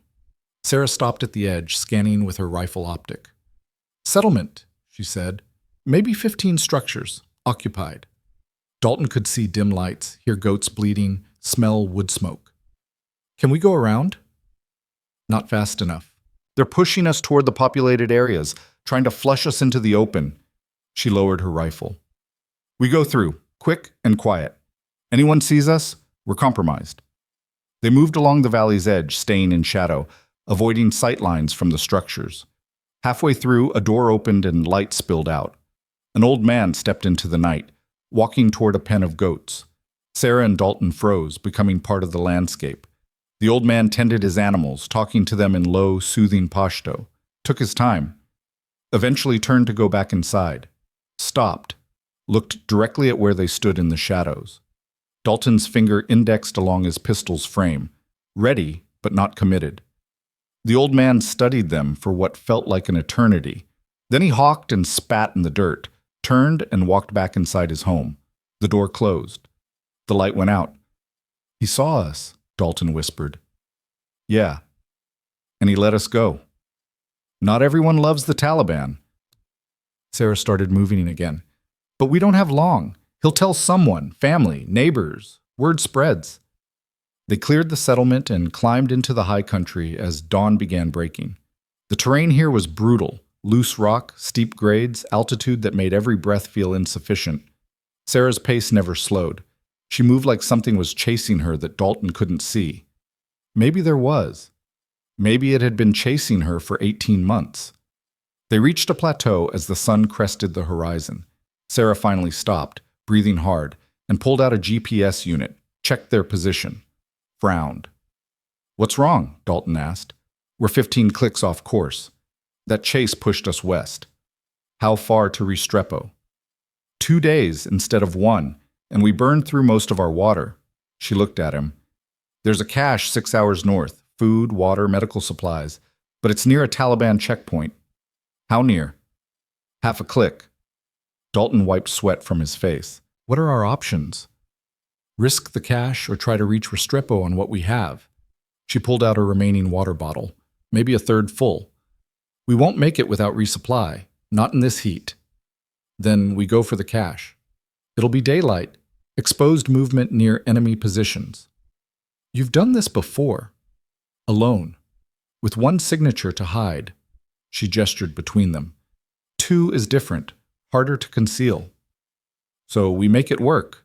She studied him, something shifting behind her eyes. You trust me that much? You've kept me alive this long. Barely. Still count. She almost smiled. Okay, we rest here for 2 hours. Let the morning traffic settle at the checkpoint. Then we move. They found cover in a rock cluster that provided concealment and shade. Dalton finally allowed himself to feel how exhausted he was. Every muscle ached. His feet were blistered. The adrenaline debt from the last 12 hours was catching up hard. Sarah pulled out an energy bar, split it, handed him half. Eat slow, she said. Make it last. They ate in silence, watching the valley below. Smoke rose from cooking fires. Vehicles moved along dirt roads, life continuing normally while 2 people hunted each other through the mountains above. Tell me about him, Dalton said after a while. Your brother. What was he like? Sarah was quiet long enough that he thought she wouldn't answer. Then, stubborn. Believed in doing things right even when it cost him. Made sergeant at 23. Could have made officer, but he wanted to stay with his team. She picked at the energy bar. He practically raised me after our parents died. Made sure I stayed in school, kept me out of trouble. When I enlisted, he about lost his mind, tried to talk me out of it. But you didn't listen. I wanted to be like him. Thought if I proved myself in the field, he'd see me as an equal instead of a kid sister. A bitter laugh. Careful what you wish for. Did he see you that way? Eventually? Yeah. Called me the best tactical analyst he'd ever worked with. Said I saw patterns other people missed. Her voice went soft. The last thing he said to me before that mission was, trust your gut, Sarah. If something feels wrong, it probably is. And the mission felt wrong. Everything about it. The intel was thin, the timing was rushed, the contingencies were weak. She looked at Dalton. I told him, wrote a whole assessment. He agreed, took it up the chain, got shut down. By who? Colonel Marcus Ashford, task force commander, career officer with political connections. Wanted successful operations to pad his record before retirement. Her jaw tightened. He overruled the assessment, called it excessive caution, said we were risk-averse. And then your brother died, proving him wrong.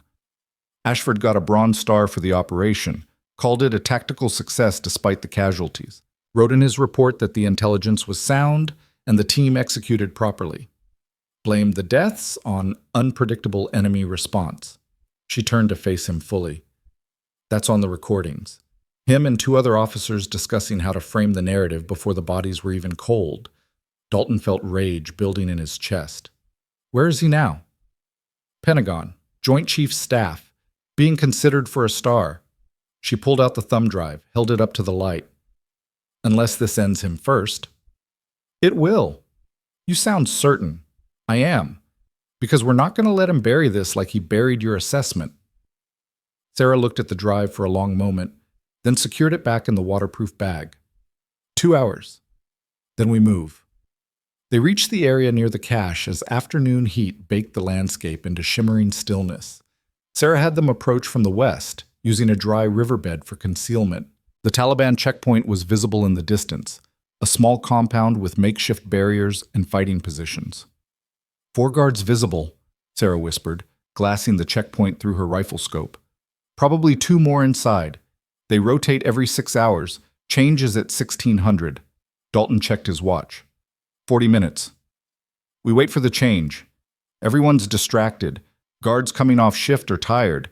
Guards going on are still waking up. 3-minute window where nobody's paying attention.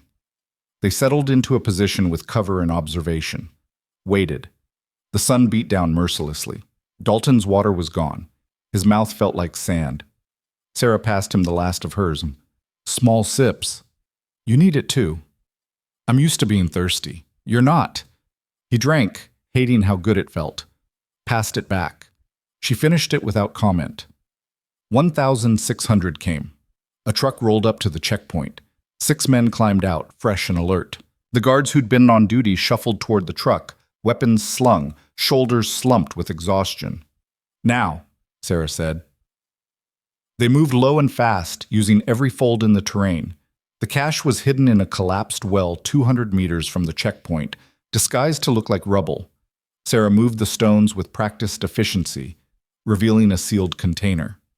Inside, water bottles, MREs, medical supplies, batteries, and a spare radio. They loaded what they could carry. Dalton drank half a bottle of water in one long pull, felt his body begin to recover. We need to move before, shouting from the checkpoint, someone pointing in their direction. Shit, Sarah hissed. They saw us. Gunfire crackled. Rounds snapped overhead. They ran, leaving the cache exposed, focusing only on distance. Behind them, engines roared to life. The Taliban weren't just shooting, they were mobilizing. They're coming with vehicles, Dalton said, breathing hard. I know. Keep moving. They climbed into the rocks where trucks couldn't follow, but that wouldn't stop dismounted pursuit. Sarah led them higher, pushing a pace that had Dalton's lungs burning. There, she gasped, pointing. A ridge system ahead. Broken terrain. Good defensive ground. They reached it as the first Taliban fighters appeared below, climbing after them. Sarah found a position between 2 boulders and took a knee, rifle coming up. I'll slow them. You keep moving. We move together. Dalton, this isn't together. She looked at him, started to argue, then nodded. Okay, we do this smart. Leapfrog. I shoot, you move, you shoot, I move. Stay ahead of them, but bleed their momentum. They executed the tactic perfectly. Sarah would fire, precise shots that dropped fighters or forced them into cover. Then Dalton would move to a new position and provide covering fire while she displaced. Classic infantry tactics stretched across mountainous terrain, but there were too many pursuers. For every one they dropped, 2 more appeared. They're calling in reinforcements, Sarah said during one displacement. We need to break contact completely. How? She pulled her last flashbang. We make them think we're somewhere we're not. She threw the device into a side canyon, then they moved in the opposite direction as it detonated. The explosion echoed through the mountains. Shouts rose from below as fighters redirected toward the sound. Bought us maybe 10 minutes, Sarah said. They used every second, pushing into terrain so difficult the Taliban would need to be suicidal to follow. A knife-edge ridge, a near-vertical climb, a traverse across loose scree that sent rocks clattering into the void. Finally, they reached a position defensible enough to stop. Both collapsed, gasping, drenched in sweat despite the altitude chill. "We can't keep this up," Dalton said between breaths. "I know. We need a different play." Sarah pulled out the satellite phone, checked it. The screen was cracked from the running and climbing, but it still showed signal. "We call for extract," she said. "Get friendly forces to our position." "They'll ask questions." "Let them ask. We're out of options." She started dialing. The call connected. Same woman's voice. "Brennan?" "Michelle, it's Sparrow. We need help." "Where are you?" Sarah gave coordinates. "We're being pursued. Taliban force, maybe 30 strong. We need immediate extraction." "I'm a reporter, not the military. But you have contacts who are. People who owe you favors. Call them. Tell them 2 Americans need emergency pickup." Her voice was steady despite the exhaustion. "And tell them we have the story that's going to end careers." "What happened?" "We got the evidence, all of it, but someone doesn't want us getting it out." She glanced at Dalton. "We've got maybe 2 hours before they find us. After that, we're done." Static on the line. Then, "I'll make calls. Stay alive." The connection died. They waited, scanned the approaches, conserved ammunition, drank water and tried not to think about what would happen if help didn't come. An hour passed. The sun began its descent toward the western peaks. Dalton's radio, the one from Sarah's cache, crackled to life. "Any station this net. Any station this net. This is Eagle 6-1, searching for Reaper 2-6. Over." Dalton grabbed the radio. "Eagle 6-1, this is Reaper 2-6. Go ahead." 2-6, we are inbound to your position for emergency extract. Mark your location with VS-17 panel and prepare for hoist recovery. ETA 12 minutes. Roger. Eagle 6-1, marking now. He looked at Sarah. They came. Michelle keeps her promises. They pulled out the orange signal panel, secured it in a visible position, then settled in to wait, weapons covering the approaches. 8 minutes later, they heard it. The deep thump of rotor blades. A Black Hawk crested the ridge, door gunners visible, coming in fast and low. Below, the Taliban fighters heard it too, started running toward their position, desperate to close the distance before the helicopter arrived. "Suppressive fire!" Sarah shouted. They both opened up, not aiming for kills, but forcing the attackers into cover. Buying seconds. The Black Hawk flared overhead, rotor wash blasting them with wind and debris. A crew chief appeared in the door, lowering a hoist cable. "You first," Sarah said. "Together." "There's only one." Dalton grabbed her arm and the hoist hook simultaneously, clipped them both in with a carabiner. "Together." The crew chief saw what he'd done and gave a thumbs up. The cable retracted. They lifted off the ground as bullets cracked past. Sarah twisted and fired one-handed, keeping the pursuers' heads down. Dalton did the same, burning through his last magazine.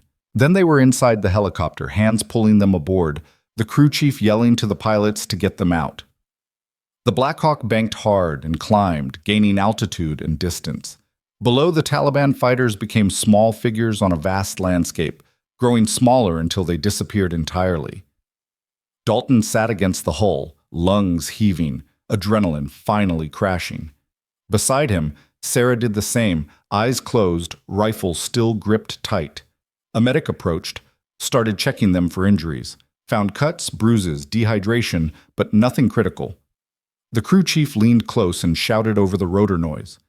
"You're Reaper 2-6?" Dalton nodded. "Message from command.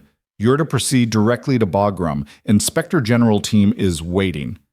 The crew chief's expression was carefully neutral. "Sir? What the hell did you do?" "My job," Dalton said. The flight to Bagram took 90 minutes. They were met on the tarmac by 4 MPs and a full colonel Dalton didn't recognize. "Captain Hayes," the colonel said, "you're to surrender all equipment and come with us. You too, Ms. Vance." Sarah's head snapped up. "You know who I am."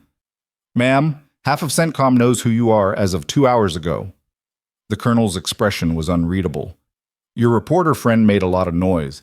Now we're all dealing with the consequences." They were escorted to a secure building and separated. Dalton was put in a windowless room with a table, 2 chairs, and a camera in the corner, left alone for 20 minutes. Then the door opened and 2 men in suits walked in. Not agency. Lawyers. Captain Hayes, I'm Mr. Reeves from the Army JAG Corps. This is Mr. Patterson from the Department of Defense Inspector General's office. Reeves sat down across from him. You're not under arrest, but you are subject to an investigation regarding unauthorized operations, failure to report contact with a fugitive asset, and possession of classified materials. She's not a fugitive. She's a whistleblower. Patterson leaned forward. Miss Vance deserted her post 18 months ago. She's been operating illegally in Afghanistan without authorization. That makes her AWOL at minimum, potentially worse. She's been doing the work nobody else would do, saving lives, documenting enemy patterns, warning command about compromised operations, none of which she was authorized to do, because the people who should have authorized it were the ones covering their asses. Dalton pulled the waterproof bag from his vest and slapped it on the table. It's all here. Recordings. Documents. Evidence of senior officers falsifying intelligence reports. 6 months of pattern analysis showing systemic failures that got soldiers killed. Reeves and Patterson exchanged glances. We need to examine those materials, Patterson said. You need to act on them, Dalton corrected. Colonel Marcus Ashford. He's on those recordings discussing how to manipulate threat assessments, how to frame operations as successful despite casualties, how to protect his career at the expense of truth. That's a serious allegation against a field-grade officer. It's a fact supported by evidence. Dalton's voice was hard. And if you try to bury this, I'll make sure every media outlet in Washington knows exactly what's on that drive. Is that a threat, Captain? It's a promise. Patterson picked up the bag, opened it carefully, pulled out the thumb drive. We'll need to verify the chain of custody, confirm the files haven't been tampered with. They're authentic, you'll see. And Ms. Vance? What's her status in all this? She's a source, a witness, and someone who deserves protection, not prosecution. Reeves made notes. You understand this puts you in a difficult position, consorting with an AWOL soldier, taking possession of potentially classified materials without proper authorization, operating outside the chain of command. I understand I did what was right when the system failed to. The system, Patterson said quietly, is designed to handle these situations through proper channels. The proper channels got 18 men killed and let the people responsible walk away with medals. Dalton leaned forward. So forgive me if I don't have a lot of faith in the system right now. The interrogation continued for 3 more hours.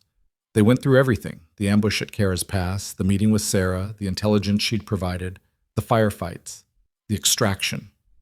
Dalton answered every question directly, holding nothing back. Finally, they left him alone again. Another hour passed. Then the door opened and a different man walked in. Older, gray hair, stars on his shoulders. Brigadier General. Dalton stood automatically. Sit, Captain. The general took the opposite chair, waited until the lawyers left the room. I'm General Hackett. I run the Inspector General's office for CENTCOM. Sir, I've spent the last 4 hours reviewing the materials you provided, the recordings, the documents, Miss Vance's intelligence compilations. Hackett's expression was grave. If this is authentic, and preliminary analysis suggests it is, we're looking at the worst intelligence scandal since Abu Ghraib. It's authentic. Colonel Ashford and at least 3 other senior officers deliberately manipulated threat assessments to justify operations that served their career interests rather than strategic objectives. In doing so, they created situations that resulted in preventable American casualties.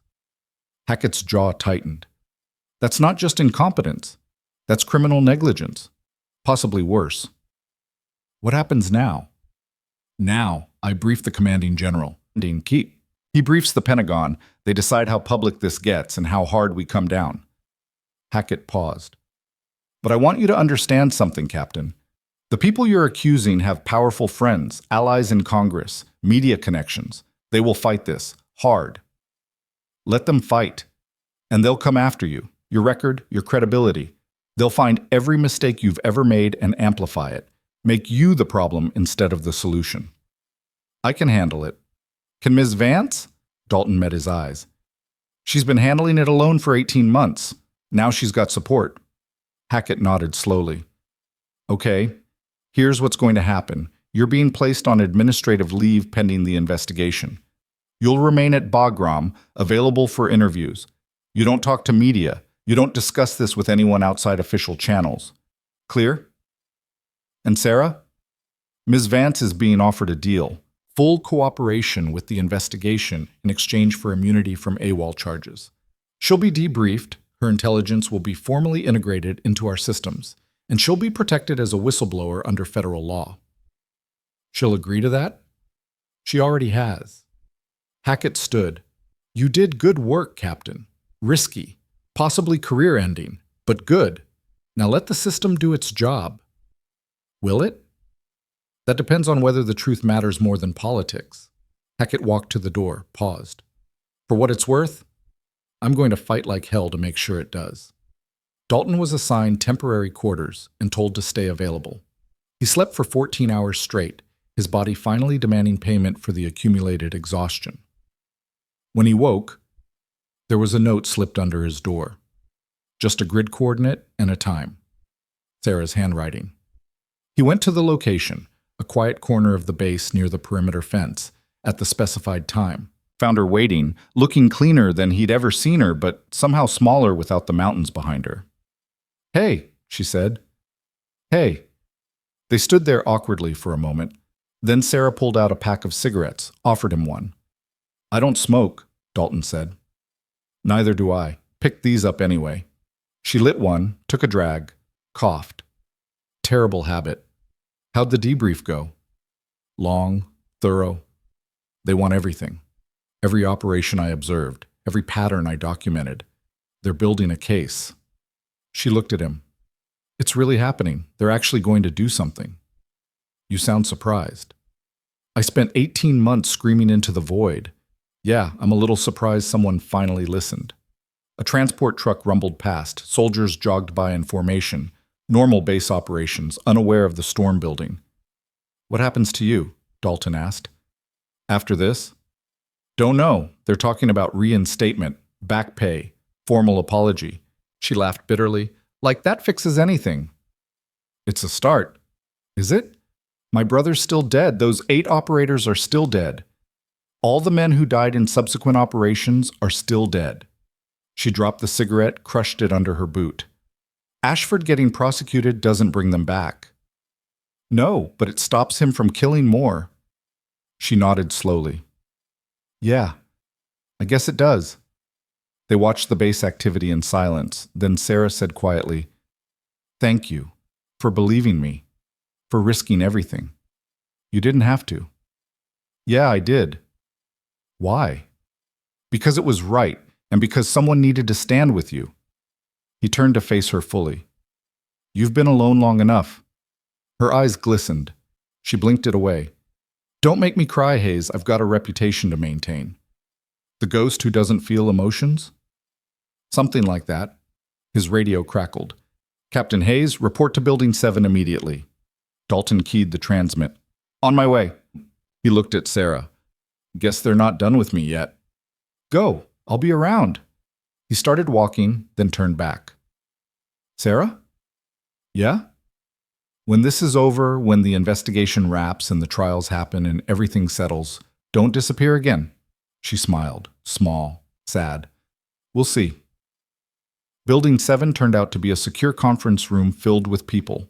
General Hackett, the IG lawyers, a woman Dalton didn't recognize but who had Defense Department written all over her, and on a video screen, Michelle Brennan, the reporter.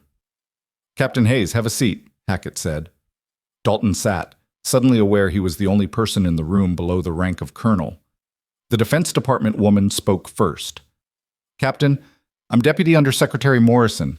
I've been tasked with managing the public disclosure of this matter. The evidence you and Ms. Vance provided has been authenticated. It's damning.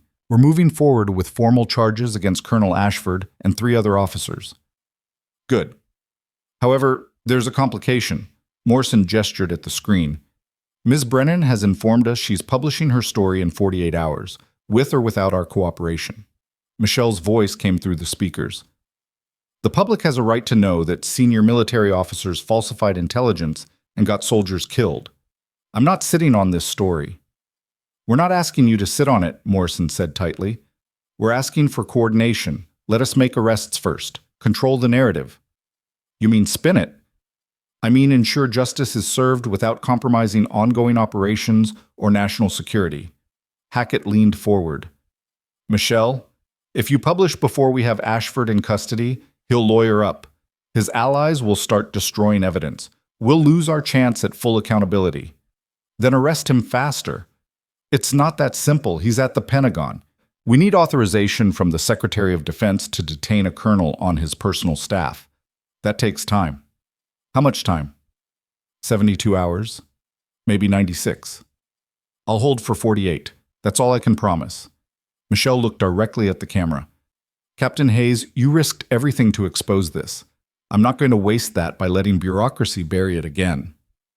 Dalton thought about Sarah, about her brother, about the 12 men in his patrol who'd walked into an ambush that could have been prevented. Publish, he said. Do it in 48 hours, like you said. Make it public before they can circle the wagons. Morrison's face went red. Captain, you don't have the authority.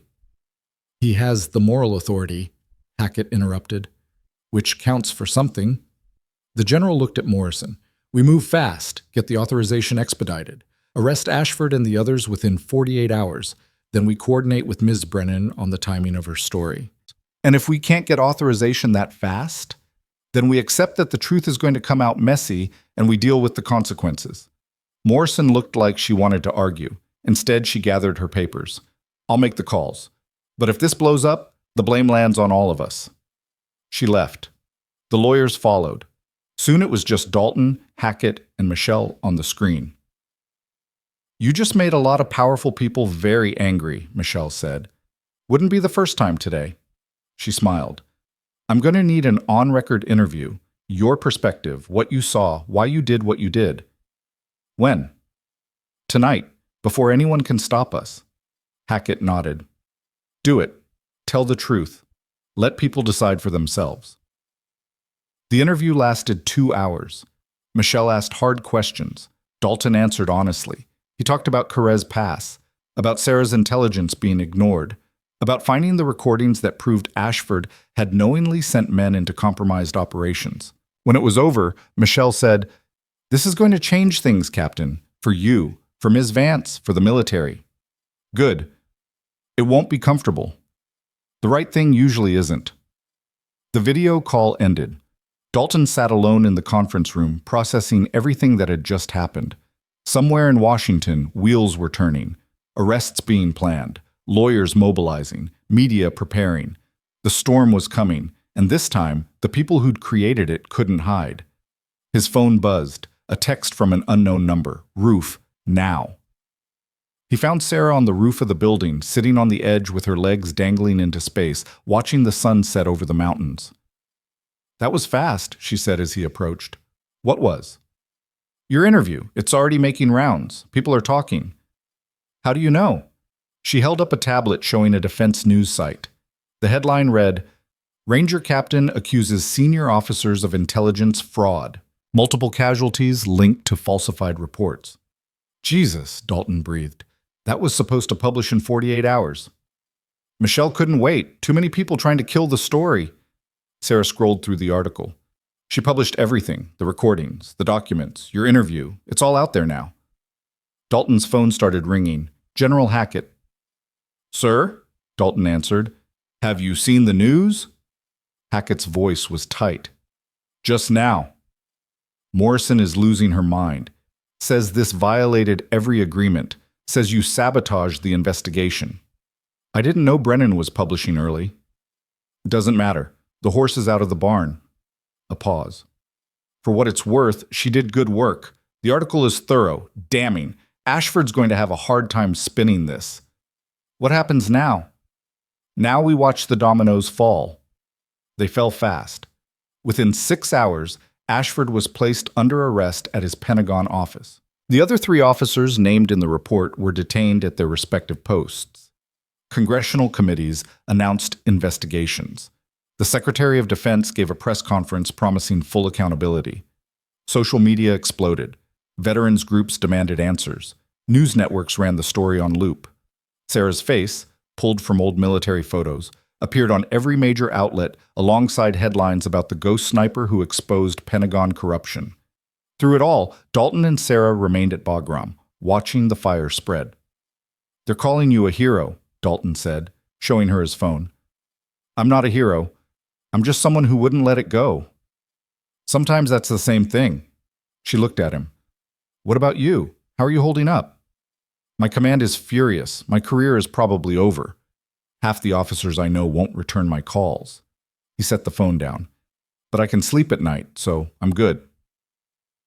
3 days later, they were summoned to another conference. This time it included a 4-star general, 2 senators via video, and what looked like every lawyer in Afghanistan.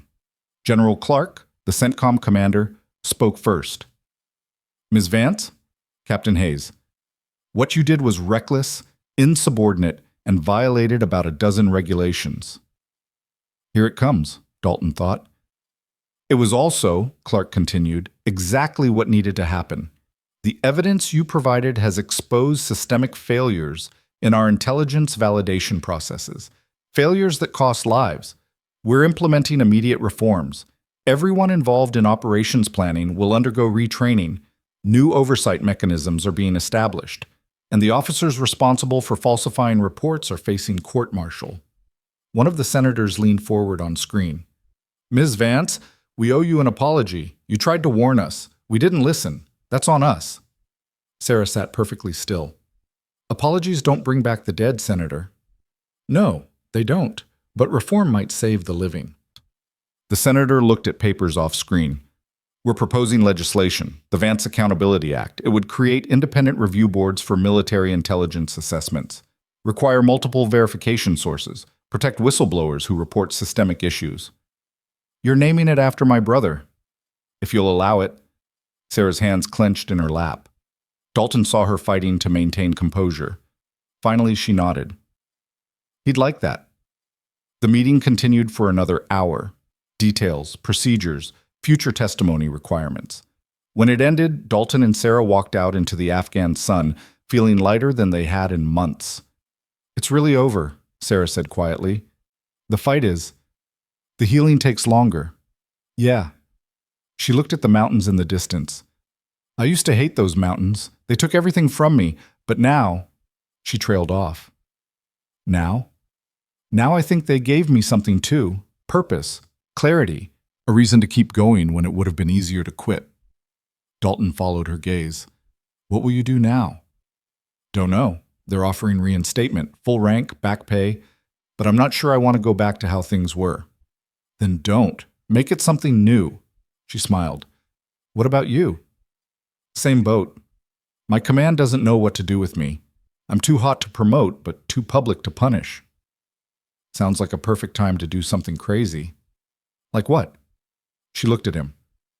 "Like starting a consultancy. Teaching units how to actually analyze intelligence, how to spot the warning signs we missed, how to trust the people who see problems before they become catastrophes." "We?" "I need a partner. Someone stubborn enough to fight the system with me. Someone who knows what it costs to do the right thing." She extended her hand. "Interested?" Dalton looked at her hand, at the mountains, at the base where soldiers continued preparing for missions that might be built on intelligence that wasn't quite right. He shook her hand. "Yeah, I'm interested." Somewhere in the Pentagon, lawyers were building cases. Somewhere in Washington, politicians were drafting legislation. Somewhere in Arlington, families were getting closure they'd thought would never come. And somewhere in the Hindu Kush, the mountains held their secrets a little less tightly, because 2 people had refused to stay silent, had refused to accept that this was just how things were, had looked at a broken system and decided to break it better. The fight wasn't over. It never really was. But for the first time in 18 months, Sarah Vance wasn't fighting alone. And that made all the difference. 6 months later, Dalton stood in a hearing room in the Russell Senate office building, watching Colonel Marcus Ashford take the stand. The room was packed. Journalists, veteran advocacy groups, family members of the fallen, congressional staffers taking notes for their bosses. Every seat filled. Standing room only, against the back wall.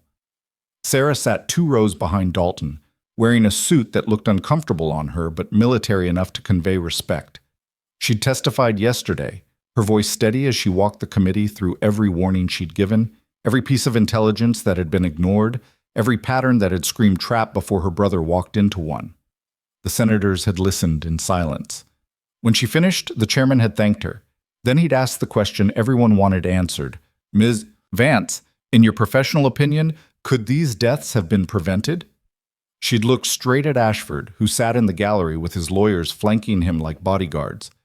Yes, Senator, every single one.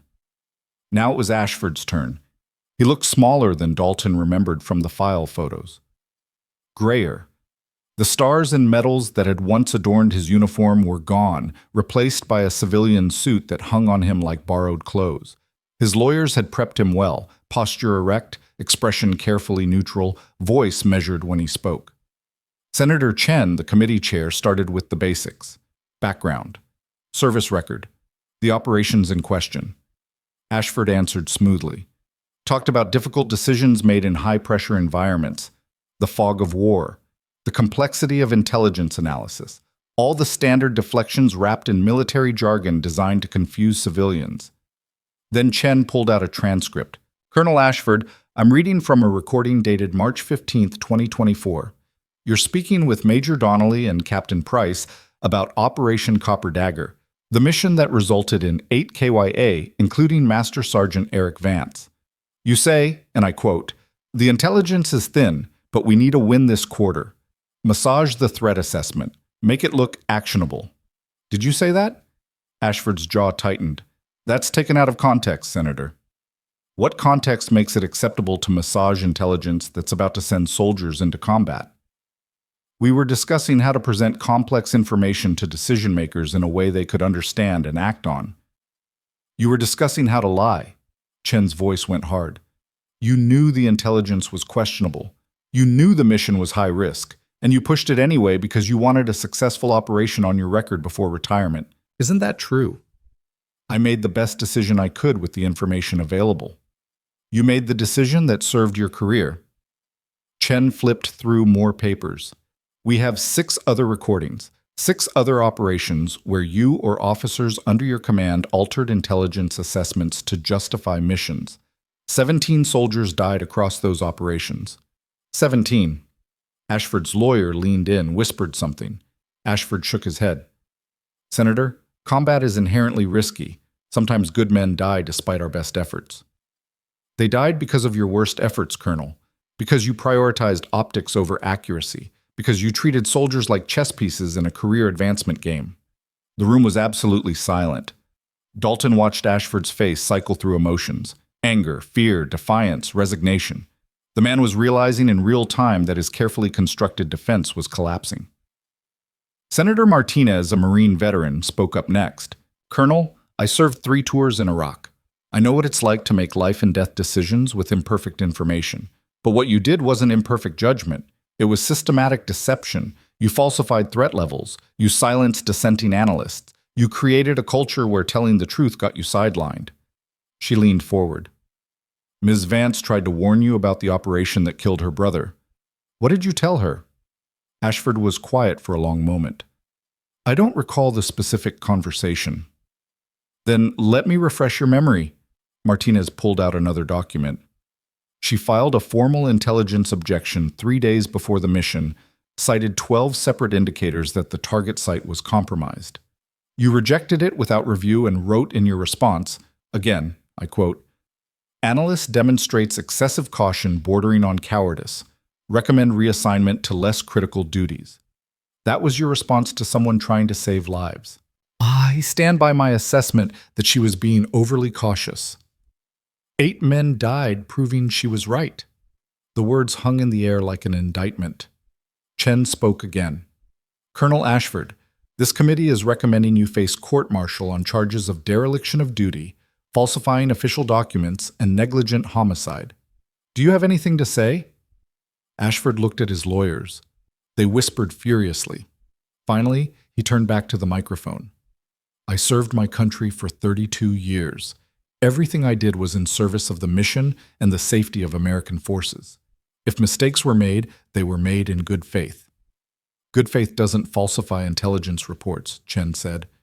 This hearing is adjourned. The gavel came down. Journalists surged toward Ashford, shouting questions. His lawyers formed a protective barrier, rushing him toward the exit. Cameras flashed. Dalton caught a glimpse of his face. No longer the confident colonel from the file photos, but a broken man watching his legacy burn. Sarah appeared at Dalton's shoulder. It's done. Not yet. Court-martial still has to happen. It will. They have too much evidence to back down now. She watched Ashford disappear through the exit. He's going to prison. Good. They walked out of the building together into gray Washington weather. Protesters had gathered on the steps, veterans holding signs demanding accountability, family members of the fallen, active duty soldiers who'd taken leave to be here. One woman approached Sarah, mid-50s, wearing a photo button of a young soldier. Ms. Vance? Sarah stopped. Yes, ma'am. My son was one of the 8, Staff Sergeant James Riley. He served with your brother. The woman's voice cracked. I just wanted to say thank you for not giving up, for making them listen. Sarah's composure fractured slightly. I'm so sorry for your loss. I know, and I'm sorry for yours. The woman took Sarah's hand. But because of what you did, maybe fewer mothers will get that knock on the door. Maybe the next analyst who sees a problem won't be afraid to speak up. Other family members approached. More thanks. More tears. More photos of sons and daughters and husbands and wives who died in operations built on lies. Dalton stepped back, giving Sarah space to grieve with people who understood what she'd lost. He found a quiet corner and pulled out his phone. Messages had been piling up all morning. General Hackett, excellent testimony. You represented yourself and the service well. Michelle Brennan, stories running front page tomorrow. They're calling it the biggest military scandal since My Lai. His former platoon sergeant. Proud of you, sir. You did the hard right over the easy wrong, and won from an unknown number. The Valley remembers, so do we. Rangers at Kara's Pass. He smiled at that last one. The men he'd saved were watching, supporting, remembering. Sarah finished with the families and rejoined him. Her eyes were red but clear. They needed that. I think I did too. How are you holding up? Better than I expected, worse than I hoped.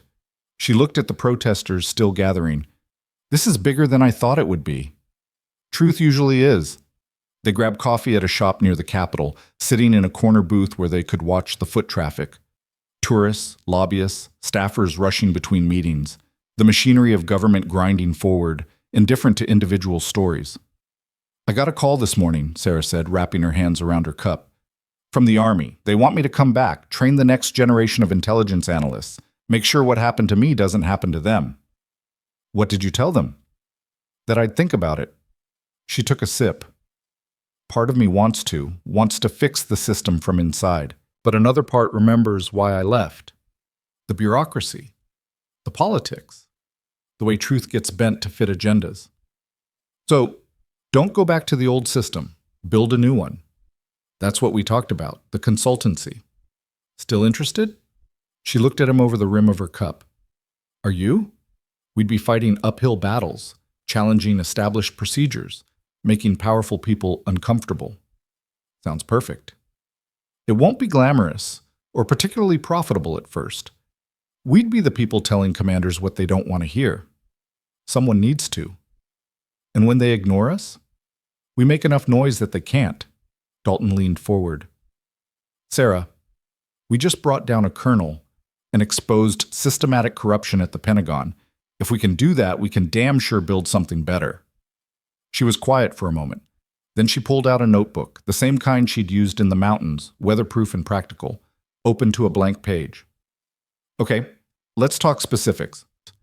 They spent the next 3 hours planning, mission statement, target clients, service offerings, how to structure it so they maintained independence while still being effective. Sarah sketched organizational charts. Dalton worked through pricing models. They argued about priorities, compromised on structure, built something that felt right. By the time they left, They had the skeleton of a company. Vance and Hayes Strategic Intelligence. Tagline, Truth Before Politics. "It's going to be hard," Sarah said as they walked back toward their hotel. "The best things usually are. People are going to resist, especially when we tell them their plans are wrong. Let them. We'll have the receipts to back it up." She stopped walking, turned to face him. "Why are you doing this? Really? You could go back to the Rangers. Command will take you back eventually. You could have a normal career." "I don't want normal. I want meaningful." He gestured at the Capitol behind them. "What we did in there today? That mattered, changed things, saved future lives. I'm not going back to operations where I have to wonder if the intelligence is real or manufactured." "So you're doing this for you?"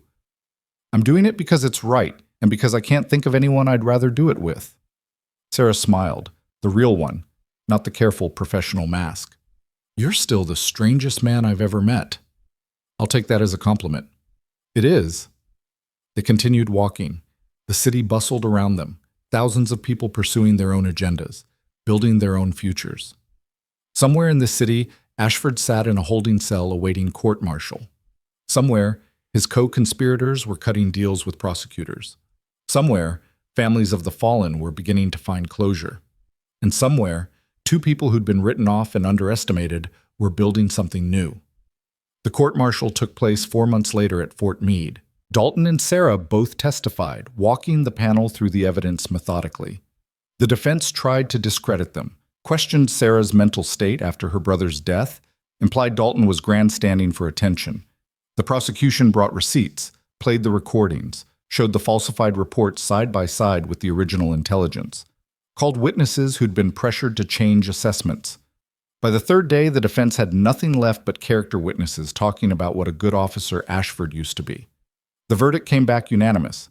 Guilty on all counts. Sentencing was swift. Dishonorable discharge. Forfeiture of all pay and benefits. 8 years in military prison. When they led him away in handcuffs, Ashford looked directly at Sarah. Not with hatred or anger, but with something that might have been understanding. A recognition that he'd been caught doing what dozens of other officers probably still did. That he was the cautionary tale, not the exception. Sarah held his gaze until he disappeared from view. Outside the courthouse, reporters swarmed. Dalton gave a brief statement thanking the prosecution team and the military justice system for taking this seriously. Sarah said nothing, just stood beside him with her head high. Later, in a quiet restaurant away from the media circus, they raised glasses of whiskey.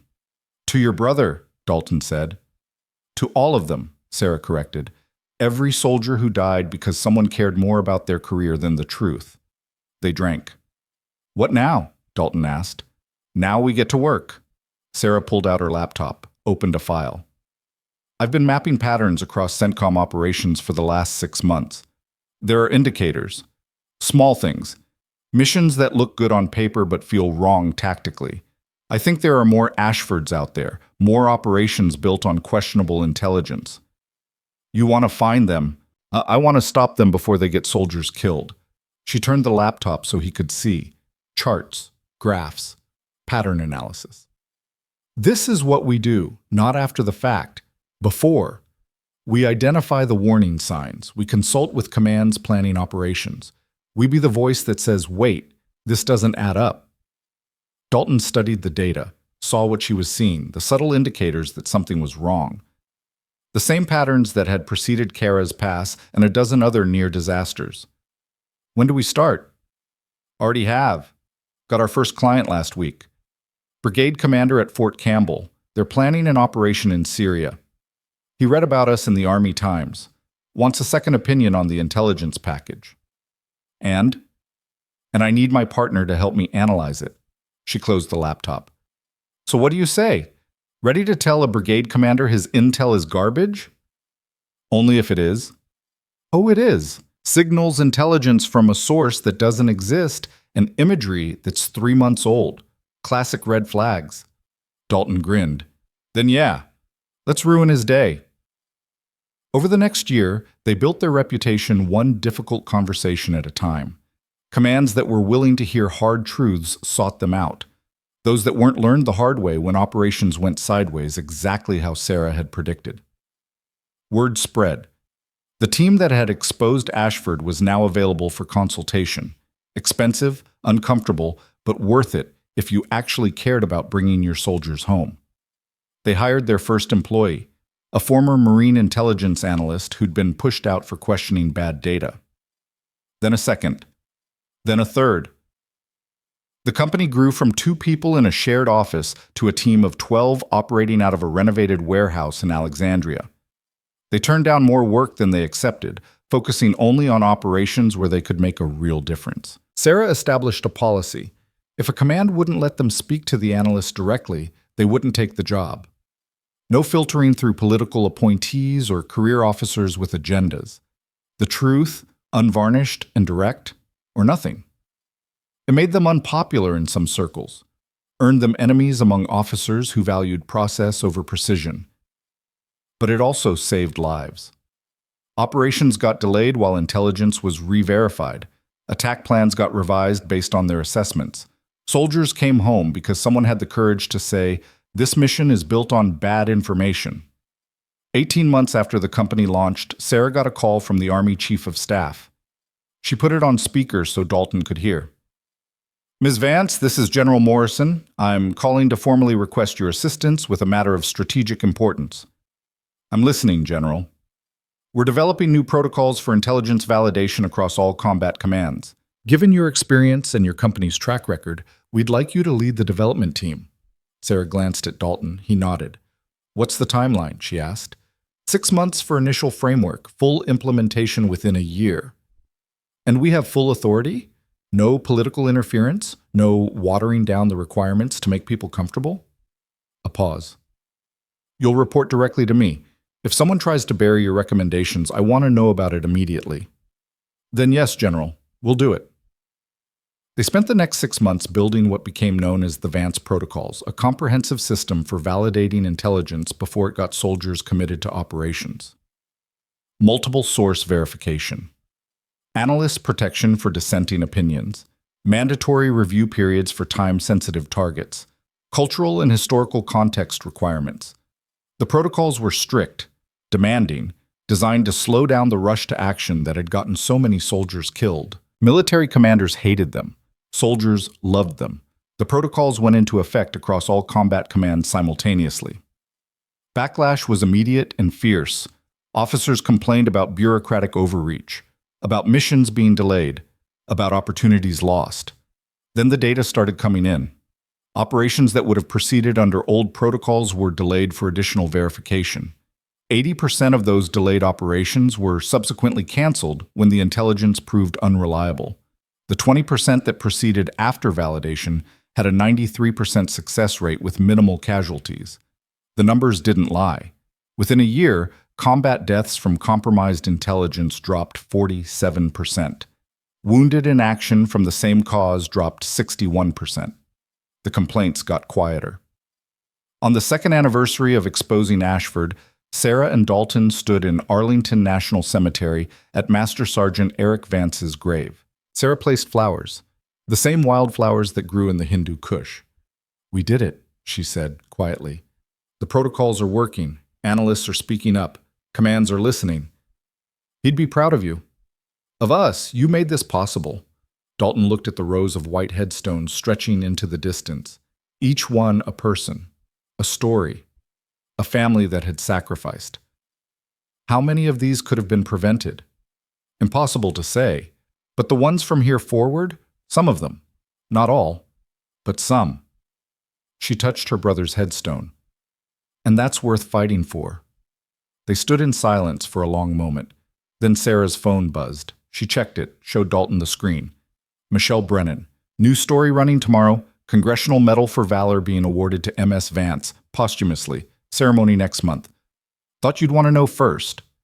Sarah's hand shook slightly. "They're giving him a medal." "He earned it. Fought against bad intelligence. Died proving it was wrong. That's valor. Will you come to the ceremony?" "Of course." The ceremony took place on a cold November morning at the Pentagon. Sarah accepted the medal on her brother's behalf from the Secretary of Defense himself. The citation read in part, for extraordinary courage in questioning compromised intelligence despite professional consequences, and for actions in combat that saved 3 members of his team before making the ultimate sacrifice. The families of the other 7 operators killed that day stood in the front row. They applauded when the medal was presented. Some were crying. All were proud. After the ceremony, as photographers captured images for the archives, a young lieutenant approached Sarah and Dalton. "Ms. Vance, Captain Hayes, I'm Lieutenant Morrison. I graduate from intelligence school next month. I just wanted to say, your protocol's what you built. That's what made me want to specialize in this field, knowing I could tell the truth without getting crushed for it." Sarah shook her hand. "Where are you headed?" "Afghanistan, Kandahar." "Scary place." "Yes, ma'am, but less scary knowing people like you are watching out for people like me." After she left, Dalton said, "That's the real victory, not the medal or the headlines. That young analyst who isn't afraid to speak up." "Yeah," Sarah agreed. "That's exactly what we fought for." They walked through the Pentagon halls together, past the photos of generals and secretaries and wars going back decades.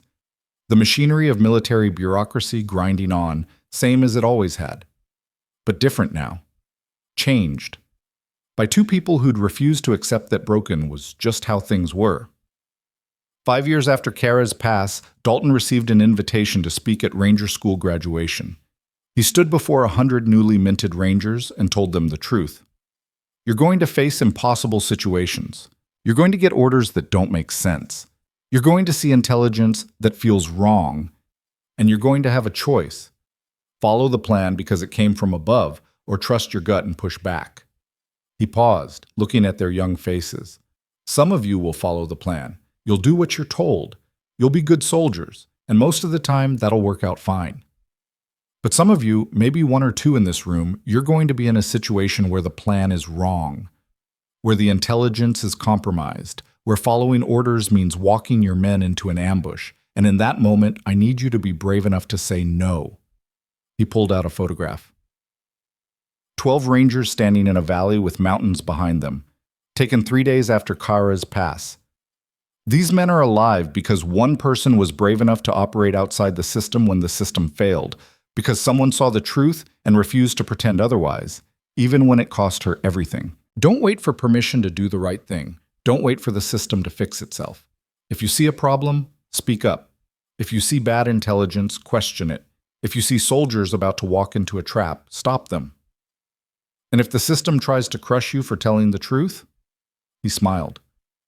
Make so much noise they can't bury it. The Rangers stood and applauded. Afterwards, several approached him, asked questions, wanted advice. One sergeant pulled him aside. "Sir, I was at Kara's Pass, Specialist Ortega. I don't know if you remember Danny?" Dalton said, recognizing him. "You made sergeant. Congratulations." "Thank you, sir. I just wanted to say, what you and Ms. Vance did, it changed everything. We train differently now. We question more. We don't just accept bad intel because someone with rank says it's good. That's what we hoped for." "Is she still doing the consulting work?" "Every day, making officers uncomfortable, saving lives." Ortega smiled. "Tell her we said thanks. All of us. We wouldn't be here without her." Dalton found Sarah that evening at their office. She was reviewing an intelligence package for an operation in Somalia, red pen marking problems, notes filling the margins. "How was Ranger School?" she asked without looking up. "Inspirational. Apparently we're changing how they think about intelligence validation." "Good." She marked another passage. "This Somalia intel is garbage, by the way. 3 contradictory source reports and satellite imagery that doesn't match the ground truth." "So we tell them no?" "We tell them fix it or find someone else to risk their lives on guesswork." She set down the pen, rubbed her eyes. "How do people still not get this?" "Because admitting the intelligence is bad means admitting they wasted time and resources. Easier to push forward and hope for the best." "Until soldiers die." "Until soldiers die," he agreed. She stood, stretched, walked to the window overlooking Alexandria. The office building across the street was going dark as people headed home. Normal work, normal lives, nothing life or death about quarterly reports and marketing strategies. "Do you ever miss it?" she asked. The simplicity of just being a soldier, taking orders, following the plan. No. Do you? Sometimes? When I'm staring at the fourth intelligence package this week that's going to get people killed if someone doesn't stop it. She turned to face him. But then I remember why we're doing this, and it's worth it. Eric would agree. Yeah, he would. She smiled, the real one, that came easier now than it had 5 years ago. We made something good out of something terrible. That counts for something. It counts for everything. They worked late into the night, red-penning the Somalia package until it was unusable in its current form, sent it back with detailed notes on what needed fixing. The command wouldn't like it. They'd probably complain, might even take their business elsewhere. But if they did take it elsewhere, if they found someone willing to sign off on bad intelligence, Dalton and Sarah would make enough noise that someone higher up would notice, would ask questions, would delay the operation until it was done right. Because that's what they did now. Made noise, asked questions, refused to let bad decisions slide by unnoticed. It wasn't the career either of them had planned, wasn't glamorous or particularly appreciated by the people they served, but it was right, and that was enough. 7 years after Kara's pass, the Washington Post ran a feature story. The Ghosts Who Changed Military Intelligence. It profiled Vance and Hayes' strategic intelligence and their impact on combat operations worldwide, interviewed commands they'd worked with, family members of soldiers who'd lived because an operation got delayed for better verification. The article ended with a quote from Sarah. "We don't do this for recognition. We do it because silence kills. Because someone has to care more about truth than politics. Because every soldier deserves to know the intelligence sending them into harm's way is as solid as we can make it." Beneath that, a quote from Dalton. "The system works when people inside it refuse to let it fail. When they see a problem and fix it instead of hoping someone else will. That's not heroism. That's just basic human decency applied to life and death situations." And at the very end, a statistic. Since the implementation of the Vance protocols, combat deaths from compromised intelligence had decreased 73% across all military branches. 73%. Hundreds of soldiers who came home instead of coming home in flag-draped caskets. Thousands of families who didn't get that knock on the door. All because two people refused to stay silent when staying silent would have been easier. The night the article published, Dalton and Sarah sat on the roof of their office building with cheap beer and expensive whiskey, watching the city lights. "We did okay," Sarah said quietly. "We did better than okay." Eric would have been impossible to live with, would have made this his entire personality. "Sounds like someone else I know." She punched his shoulder, but she was smiling. "You're not wrong." They sat in comfortable silence, two people who'd started as strangers and become something more. Not romantic, neither of them had time or inclination for that. But partners. Allies. The kind of friendship forged in fire and refined through shared purpose. "What's next?" Dalton asked eventually. "More of the same. More intelligence packages. More uncomfortable conversations. More soldiers saved." She took a drink. "Until we're too old to fight, or they finally listen enough that we're not needed. We'll never not be needed. Probably not. But maybe we train enough people that they can carry it forward, build enough institutional knowledge that this becomes standard instead of exceptional. Lieutenant Morrison is a start, and the others like her." "Yeah." Sarah looked at the stars barely visible through the light pollution. "We plant seeds. We won't see the full forest, but someone will." They stayed on that roof until the city quieted and the night grew cold. Two former soldiers who'd become something harder to define. Watchdogs, truth-tellers. The people who asked the questions nobody wanted to answer. Eventually they climbed down, locked up the office, headed to their separate apartments in the same building. Tomorrow, they'd be back at it. Reviewing intelligence, questioning assessments, making officers uncomfortable. But tonight, they'd earned rest. They'd changed the system. Not completely, not perfectly, but enough. And somewhere in those mountains they'd both left behind, the wind still moved through the rocks. The valleys still waited. The silence still held its secrets, but fewer soldiers died learning them. Because two people had refused to let silence be the final word. had refused to accept that this was just how things were, had looked at broken and built something better. The message wasn't complicated. Never mistake silence for weakness. Never confuse compliance with loyalty. Never let fear of consequence stop you from doing what's right. Because sometimes the ghost in the mountains isn't a monster. Sometimes it's the thing that saves you. Sometimes it's the truth you didn't want to hear but desperately needed to. And sometimes, if you're very lucky, it's a person who cares enough to keep fighting long after everyone else gave up. The valley remembers. The mountains remember. And because of two people who refused to forget, the system finally learned to listen. That was the real victory. Not medals or headlines or recognition, but the quiet knowledge that somewhere tonight, a soldier was walking into a safer situation because someone had asked the hard questions, because someone had cared more about truth than comfort, because someone had refused to stay silent. And that was worth everything they'd sacrificed, everything they'd lost, everything they'd fought for. The ghosts had spoken, and finally, the world was listening.